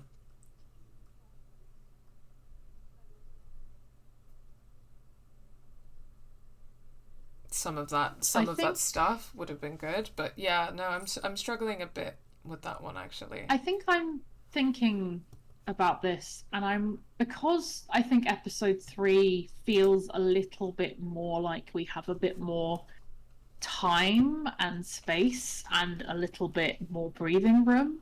And also I think it's where this kind of conflict of Daniel rebelling more against Sean and like finding Sean's lack of like telling him things frustrating and wanting to be treated like an adult, but you know, and having that whole dynamic with Finn, for instance. I wonder if there it would have been nice, even if it didn't change the storyline overall. I think having the opportunity to, like, I think if I had to pick a place where more of that conversation could happen, there, because you've stayed with Claire and can't even remember their fucking granddad's name. Stephen. You stay with them, Stephen. Stay with Claire and Stephen. Seen, you know, Daniel has seen that there's this conflict there, but can't give a name to it. Can't understand why. And you know, there could even have been a point where Daniel's like, we should have stayed with them. Like, why did we have to go? Like that kind of thing. And for Sean to then respond like this, why? And I think there was still ways that you can amp up like fracture between them without still ignoring everything, I guess. Yeah.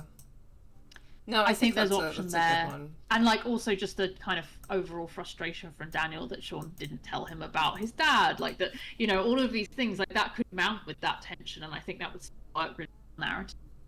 And you know, there could still be this sense of frustration, and maybe Daniel, that could lead into then him trying to then meeting with Lisbeth and staying with Lisbeth, and then being in a situation where he is not with Sean and he is being almost forced to be white in that situation, and that could also bring extra more kind of context to that choice to leave. And I ordered 200 hand-forged knives in my dorm. Sorry, I was trying to find I was trying to find like a still that we could just pause it on. Oh, I see, and now it's doing an ad. But yeah, I think that could be an interesting point to reflect on that, and maybe would actually make even better sense of the story. No, I think that's a good choice for sure. I think I would agree with that. Okay, cool. What question do you want to do next? We could do my one about Palestine. So the question is, we discussed, as in me and Sarah, discussed the connection with this game and Palestine in our stream of the game, which was a year and a half ago. But over a year later, and in the midst of genocide, have you got any further thoughts about how this game relates and how it might inspire us to action? Yeah, it's we can discuss. Yeah, I think we talk a lot about this in our stream, don't we? About the connections between this game and kind of that was like the main framing. Of Palestinian children. So yeah, for folks who haven't seen that playthrough, definitely check that out if you're interested in kind of like really in-depth analysis on that. I think that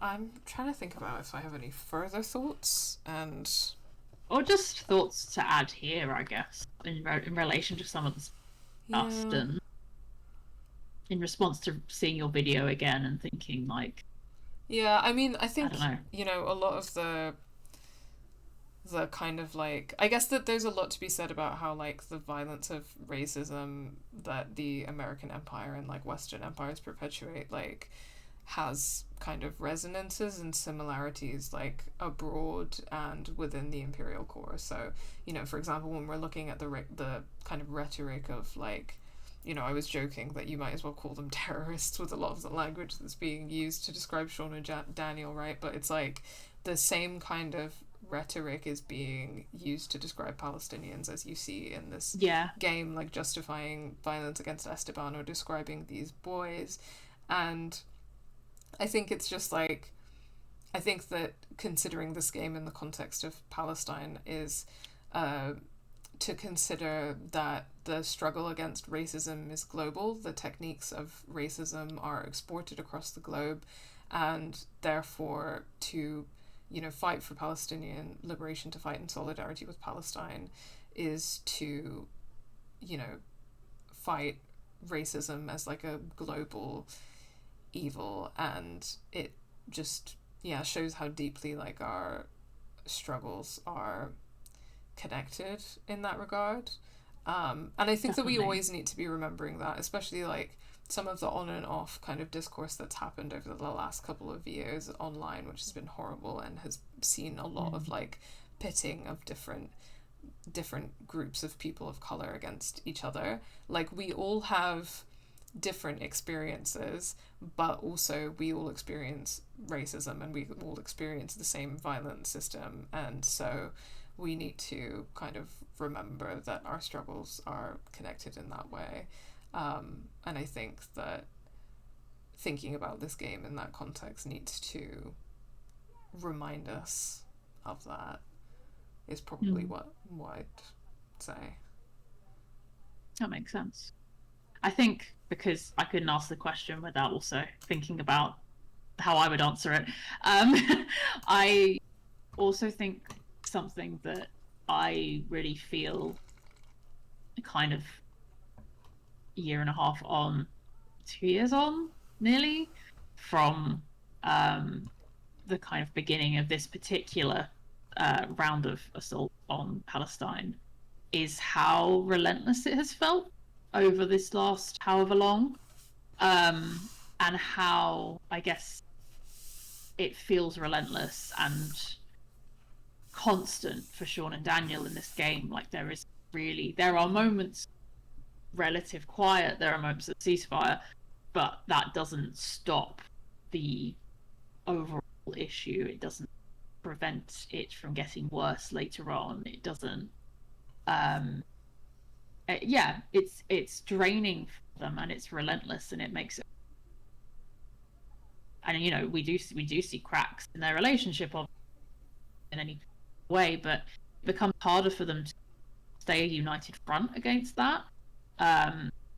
And I think it's, for me, a reminder that that's how oppression works, that's how it functions, and it exists to tire you out, and that trying to stay united with those who agree with you, you know, push for further kind of action is needed, and need to not just be complacent in a situation where you do feel tired. I guess it's a nudge for me to continue doing things, and to, you know, there are things I'm doing that doesn't mean that's the end all be all, and that I could, you know, like, that's the same for anyone, I think. So, and I guess it's important to remember, like, our own agency in changing those things, because again, it is a choice-based game, meaning that how you play it shapes your destiny. How you act, what you choose to do, shapes your destiny. And, you know, you can play a game where you kind of bow your head in submission to the American state, and or you can play this game as someone who is going to cross that fucking border and like find freedom somewhere, sometime. And that, all of that is about your choices, and those choices are framed in a lot of ways by your worldview, right? So I think that, you know, we often make choices based on how we view the world, and so I think that changing our worldview should hopefully change the way that we behave, and hopefully should, you know, shape our path to liberation collectively. I think that choice-based games are, and this one in particular, a really interesting like study in that, because a lot of the time when I see comments that really aren't getting the point of what I'm saying, I just think that you haven't like listened to me, and you haven't opened your mind to changing the way you see the world, and therefore you will always play this as a game where you ultimately like believe in the goodness of the criminal justice system and the goodness of the American state, and that's a self-fulfilling prophecy. Definitely. Yeah, Yeah. Nice. Okay. Next question. Another one? This is an interesting one. What are your best and worst comments, and how do you feel about and respond to them? Don't? Is there any feedback or comments that inspired you, made you reflect, or made the video? This is a great question because I think that like sometimes I think about like our video essays and stuff. Oh, and thanks, Adam.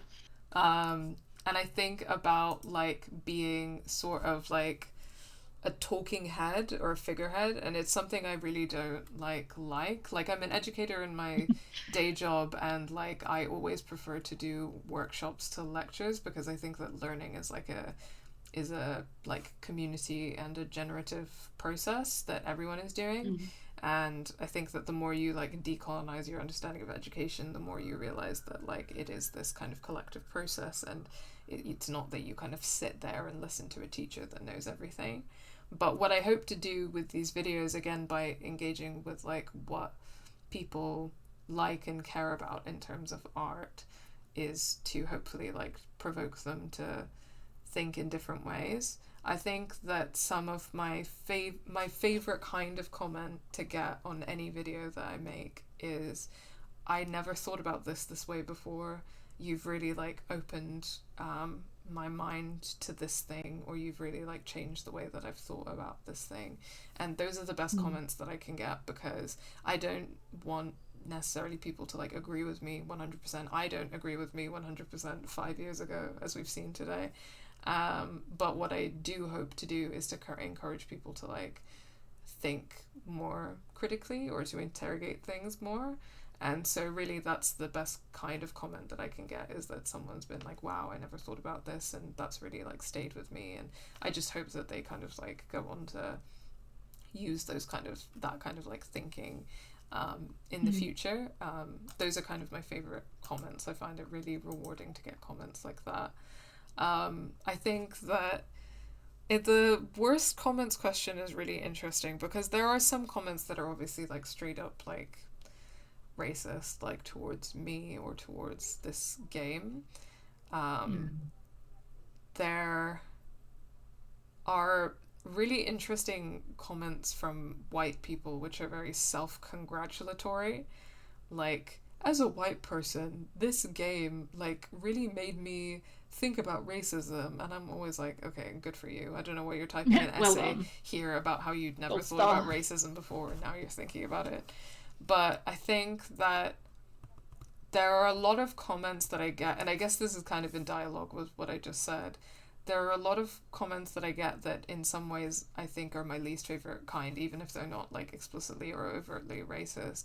And it's the kind of comments where like somebody, again, probably essay length comment, which is always telling, where they basically like state their point of view and their interpretation of the game without engaging with anything that I've said or having listened to anything that I've said. And I'm kind of always there like, okay, but if you're not listening, if you're not responding, if you're not engaging, like, why are you just here just stating your opinion and ignoring everything that I've said? That's crazy. And often these people are white as well, which is even crazier. I just, again, it's that like, you have your point of view and you're unshaken in it, and you're just like saying it here and not engaging in anything that I've said. Like, it's like they're just using this video as an opportunity to do a TED talk, and it's like, okay, you could make your own video. Yeah, literally. And you know, why are you doing this here? You know, for example, like people being like, you know, for example, people in the comments who might be like, I don't think that Claire and Stephen are racist, and I'm like, okay, but tell me why you don't think tell me why you do not think that Claire and Stephen are racist. Explain all of the stuff that I've put in the video that I am saying, I am arguing that this is racism. Explain to me how those things are not racist. Like, they wouldn't be able to. Like, justify this position. Like, engage with... And this is the thing as well, because, like, these videos are not, like... and this is kind of like part of the problem with the landscape of YouTube. These videos are not just me stating my opinion. These videos are me doing textual analysis, which is when you look at the text and what the text is telling you through visual language, auditory language, like narrative language, and you are being like, what is the text telling me and how do I interpret that?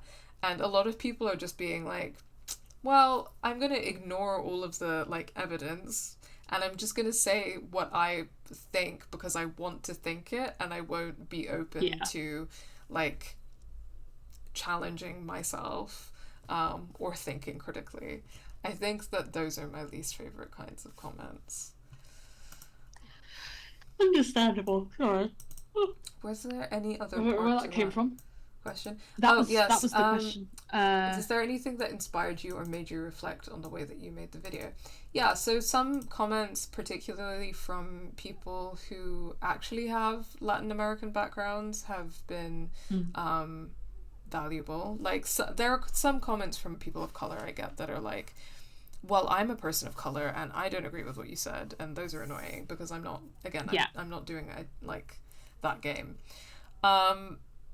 But there are some comments that have been like, you know, again, like, appreciate what you're doing with this video, I just want to contribute XYZ.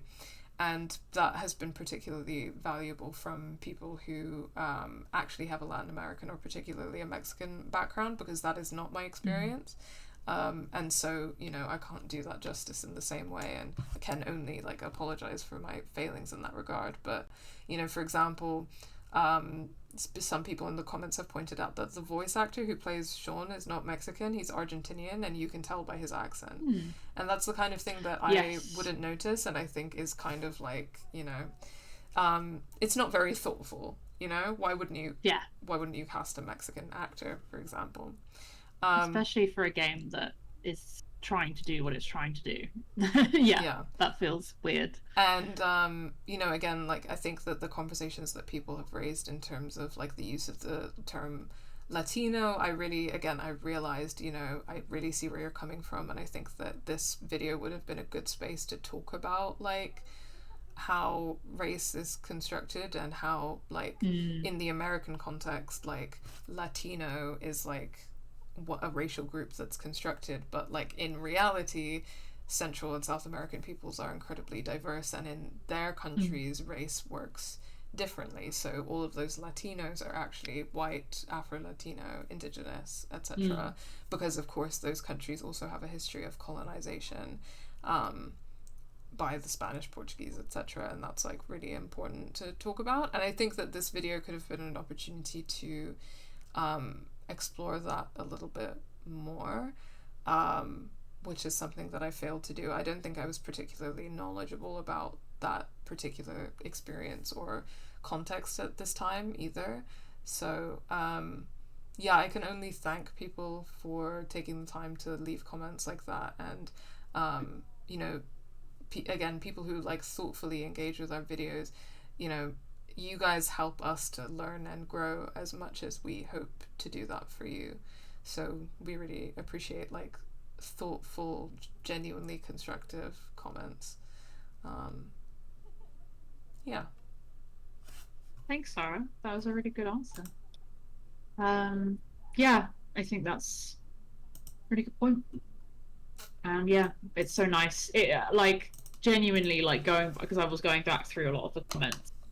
And obviously, you know, a lot of the ones that were particularly shitty have probably been hidden, are buried under what is actually broadly like a section. And I know that's hard to find on YouTube, especially. I think it's really nice to see how many are actually genuine, very positive. And also, just thoughtful and interested and want to engage with the topic, which I think is always really nice. And I think is a testament to, while there's always willfully want to challenge you, I think it's a testament to the way that you write videos and the way that you explain things, and you are very good at explaining stuff and explaining it in a really accessible way that I think people appreciate. Thank you. That's very kind of you to say. It's okay. It's true. But yeah, it's just nice going through the comments and being like, huh, this is actually quite nice. I mean, I think this that, is like, better than I thought it would be. I mean, I'm really glad as well. Like, a lot of people in these comments are saying that, like, still to this day, this is, like, one of the only positive videos about Life is Strange 2 they can find. Yeah, which is fucking crazy. Yeah. Because it's the best Life is Strange game, like, objective. Like, obviously, we all have favourites, but it is the best made Life is Strange game. Like, it just is. Like, what the fuck? What are we doing here, you know? Yeah. Yeah.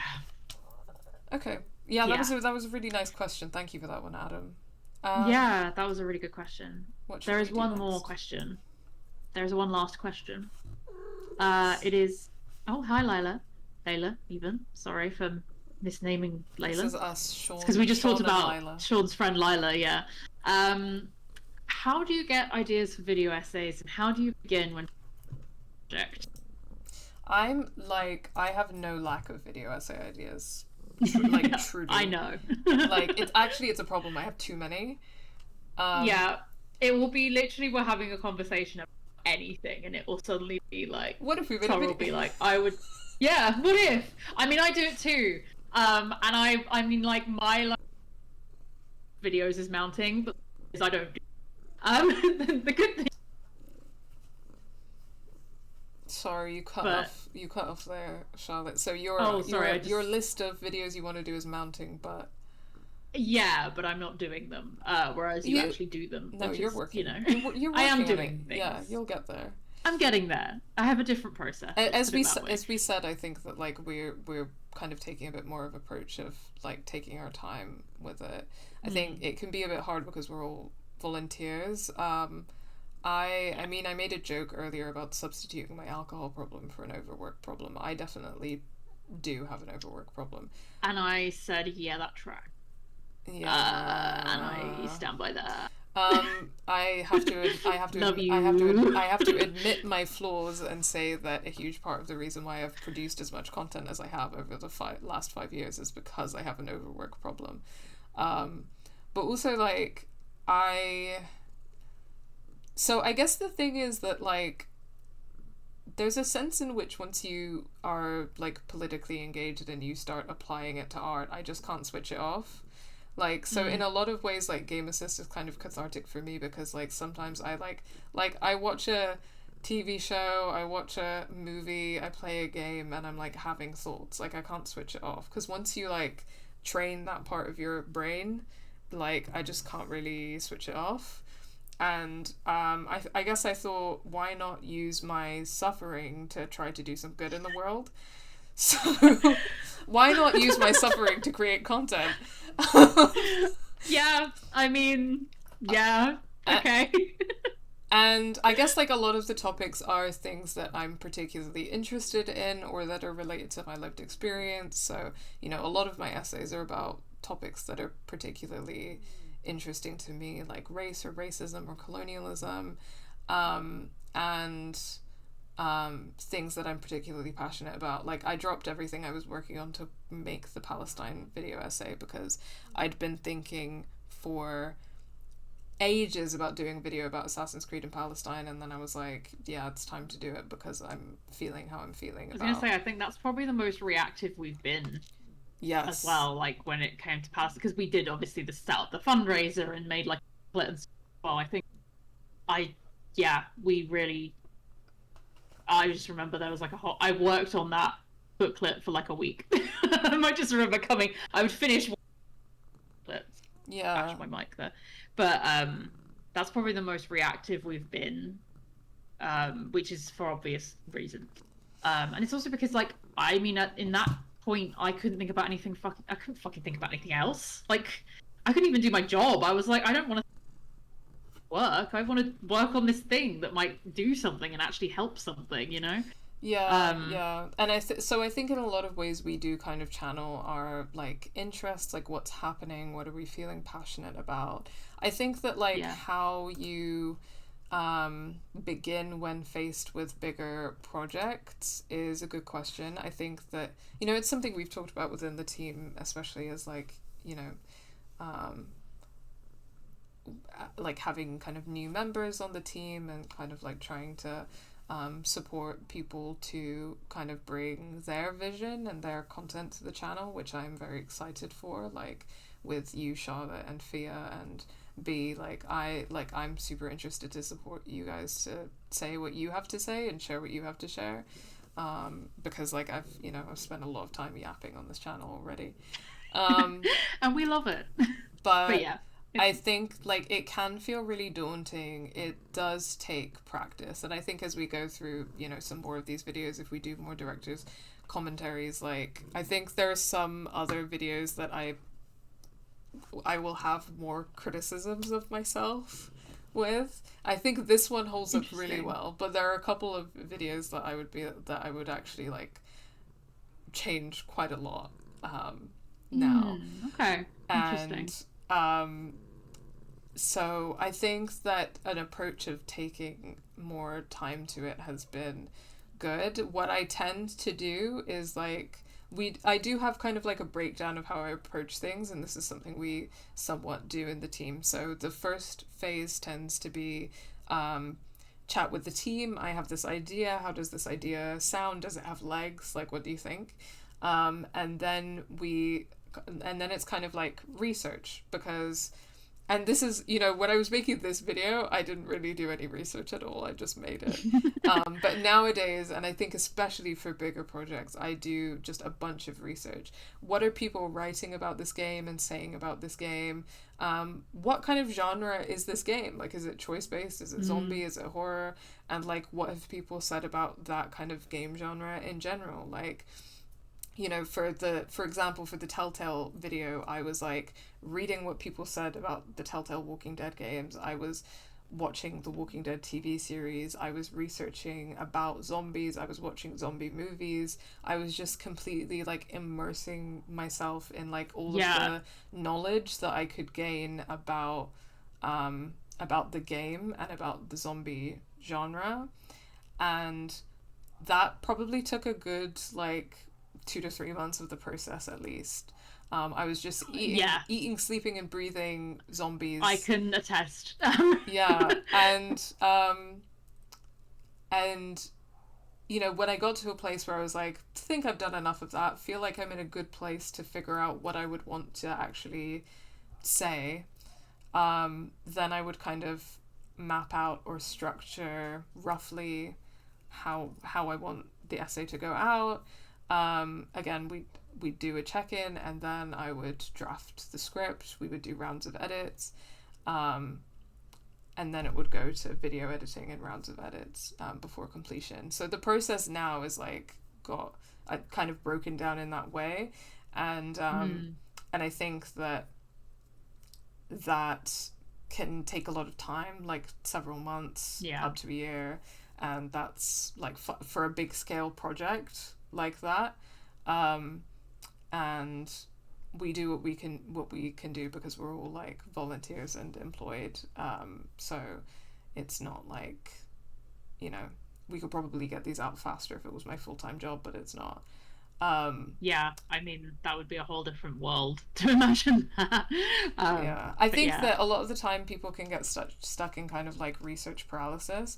It's important to remember that you have something that you want to say, and you have something that you want to achieve, and at a certain point you have to be like research is important, but at a certain point you have to sit down and be like, I'm ready to say something, What do I have to say? Like, I've heard what other people have to say. What do I have to say about this?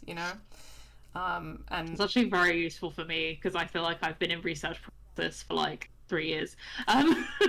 It's really hard. Yeah, it is really hard, and it's something you cultivate over time. But it's like you do a lot of research, and I think comprehensive research is such an important part of, and you guys are always saying that what you like about our videos is how well researched they are, which is something that some of these earlier videos are not as well researched as the later ones. But again, it's at a certain point, like, you can research to death, but eventually, like, research serves a purpose, and you have to figure out actually what do I have to say about this thing. And as we've said, I still think this video holds up. Like, it doesn't... I think while maybe some, like, wider context could help. I think because of what you're doing in this video is very textual. I think it works well. You did, you know. It doesn't feel like I'm not watching it and going, "Damn, I wish like, you know, I wish there were more references." I don't know. Like I'm just thinking like that, I guess. Yeah. I don't know if that's a helpful answer for that question, but I think that is. I mean, it helped me, and I didn't even ask it. So, yeah, I'm like, damn, okay, that's.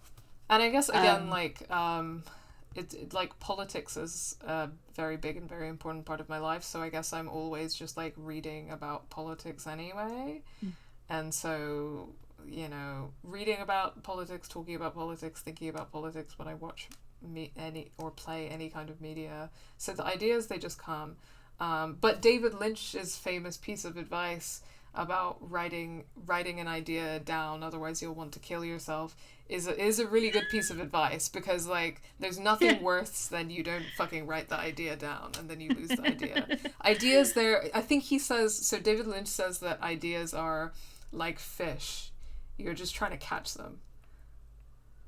And that's pretty much it. Like it will come to you when it comes to you.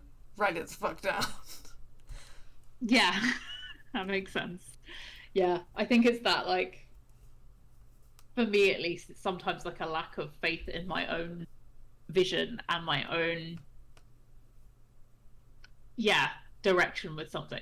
Trusting that I will figure it out, I guess. Yeah. And what I can say about that is that, again, like at this point I've made a lot of these videos, and there are, like, again, some of these videos that I don't like that much anymore, but I had to make them to learn. So I think even the ones that I don't necessarily that I would change significantly, I'm still glad I did it, because again, you just have to like practice that. Just have to do it. Yeah. No, that makes total sense. And I hope that I hope that what people kind of get out of our community is kind of like a reflexivity and an openness to that kind of growing and reflecting as well. Yeah, I hope so too. Thanks, pal. That was a really good answer. That was our last question. Sarah thinks video will move into their experimental era. Interpretive dance, perhaps. Also, I think Dog Party guys. This Sara person, they should do more content. Yeah, my don't next, encourage them. My next video is actually going to be like, I know that everyone is like, Zaum is fucked and there's going to be no Disco Elysium 2. Don't worry about it. You don't need Disco Elysium 2, because my next video essay is gonna be in the style. Disco Elysium it's going to be Disco Elysium 2. Maybe that's what I have to do with Jenny LeClue, actually. Just make it. The real Jenny LeClue 2 is the way, and that's important. Amazing. Yeah, that's it. I think that's all from us. Thanks so much, Sara. This has been really nice. I'm so glad my idea worked well. So I mean, and Charlotte, that we figured out the tech issues. Charlotte mentioned this earlier. Like this director's commentary was her idea. We want to do it for other videos. I loved doing this. This was really fun. So thank you for suggesting it. I hope that you guys enjoyed it as well. Yeah, and thank you so much, guys, for being in chat and talking and asking questions. And I hope it's been a nice insight, I think, into the behind the scenes, I guess, for us, but also a chance to celebrate like all the work that's happened, you know, in this done as a collective. Yeah, there's more to come. So we'll keep mining our old shit. Yes, indeed. I can't wait for in like 5 years' time, 15-hour Telltale's Walking Dead director's commentary. Oh my god, yeah. I can't wait. That one's gonna be insane. I'm ready already. Well, I'm Yeah. ready for in 5 years' time when you've, made your magnum opus on fat phobia in games, and I can interview you about the process. That would be cool. That's a very good point. Oh my god. 24-hour stream on the 15-hour essay. Yeah. That will be the 15-hour essay on fat phobia. No, it won't. Yeah, maybe that would be nice. That'd be cool. Nice little reversal. Yeah. Well, thank you so much, everyone, for hanging out with us and going along with this idea. And we hope you enjoyed, and we'll definitely do another one. Thank you, Layla, for joining us, for being a little baby, and for vomiting all over the carpet. Thank you, little baby, for your vomit. Thank you. Thanks so much. And also, everyone. yes, reminder that we are very close to our goal for our Game System Gaza fundraiser. So, in the light of all that we said about and the fact that it's day for most people, not for me though. Please consider donating to our fundraiser. It's pretty great and is very needed. And if we hit our goal next stream, we will do a little giveaway. So watch out for that. Obviously, normally I've been streaming on Sundays. I will not be streaming next Sunday. I am away on holiday. First time ever. I'm very excited. So I will be back with. I imagine Sarah will be back with more soon. Yeah, so I was thinking about streaming Disco Elysium tomorrow, but I think I might need a day off. Understandable. But I might stream it on the weekend because I finished the main plot, but I fucked up the communism quest. So I need to reload a previous save so that I can play the communism quest, because I don't feel like I can play it for this channel and not finish the communism quest. That does feel correct. Yeah, no, I get you. Well, feel free to have my Sunday. I relinquish for next Sunday. We fucked up communism, guys. It's okay. It's okay. I'm gonna load a previous save file bringing it back. and we're gonna bring it back. Don't worry. All is fine. Communism's back. You heard it here first. Don't worry about the fall of the Soviet Union. You can reload. We can bring it back. Wonderful. Well, thank you, everyone. Thank you, Sarah, for your wonderful answer. Insight. Really, really cool. Thank you, Charlotte, also for just fun organizing, for me. organizing and That's hosting okay. and everything. That's all good. I very much enjoyed. And yeah, we will do this again at some point when we want to. Yeah. Freedom. Yeah. Cool. See you guys soon. Bye, everyone. Have a lovely evening. Bye.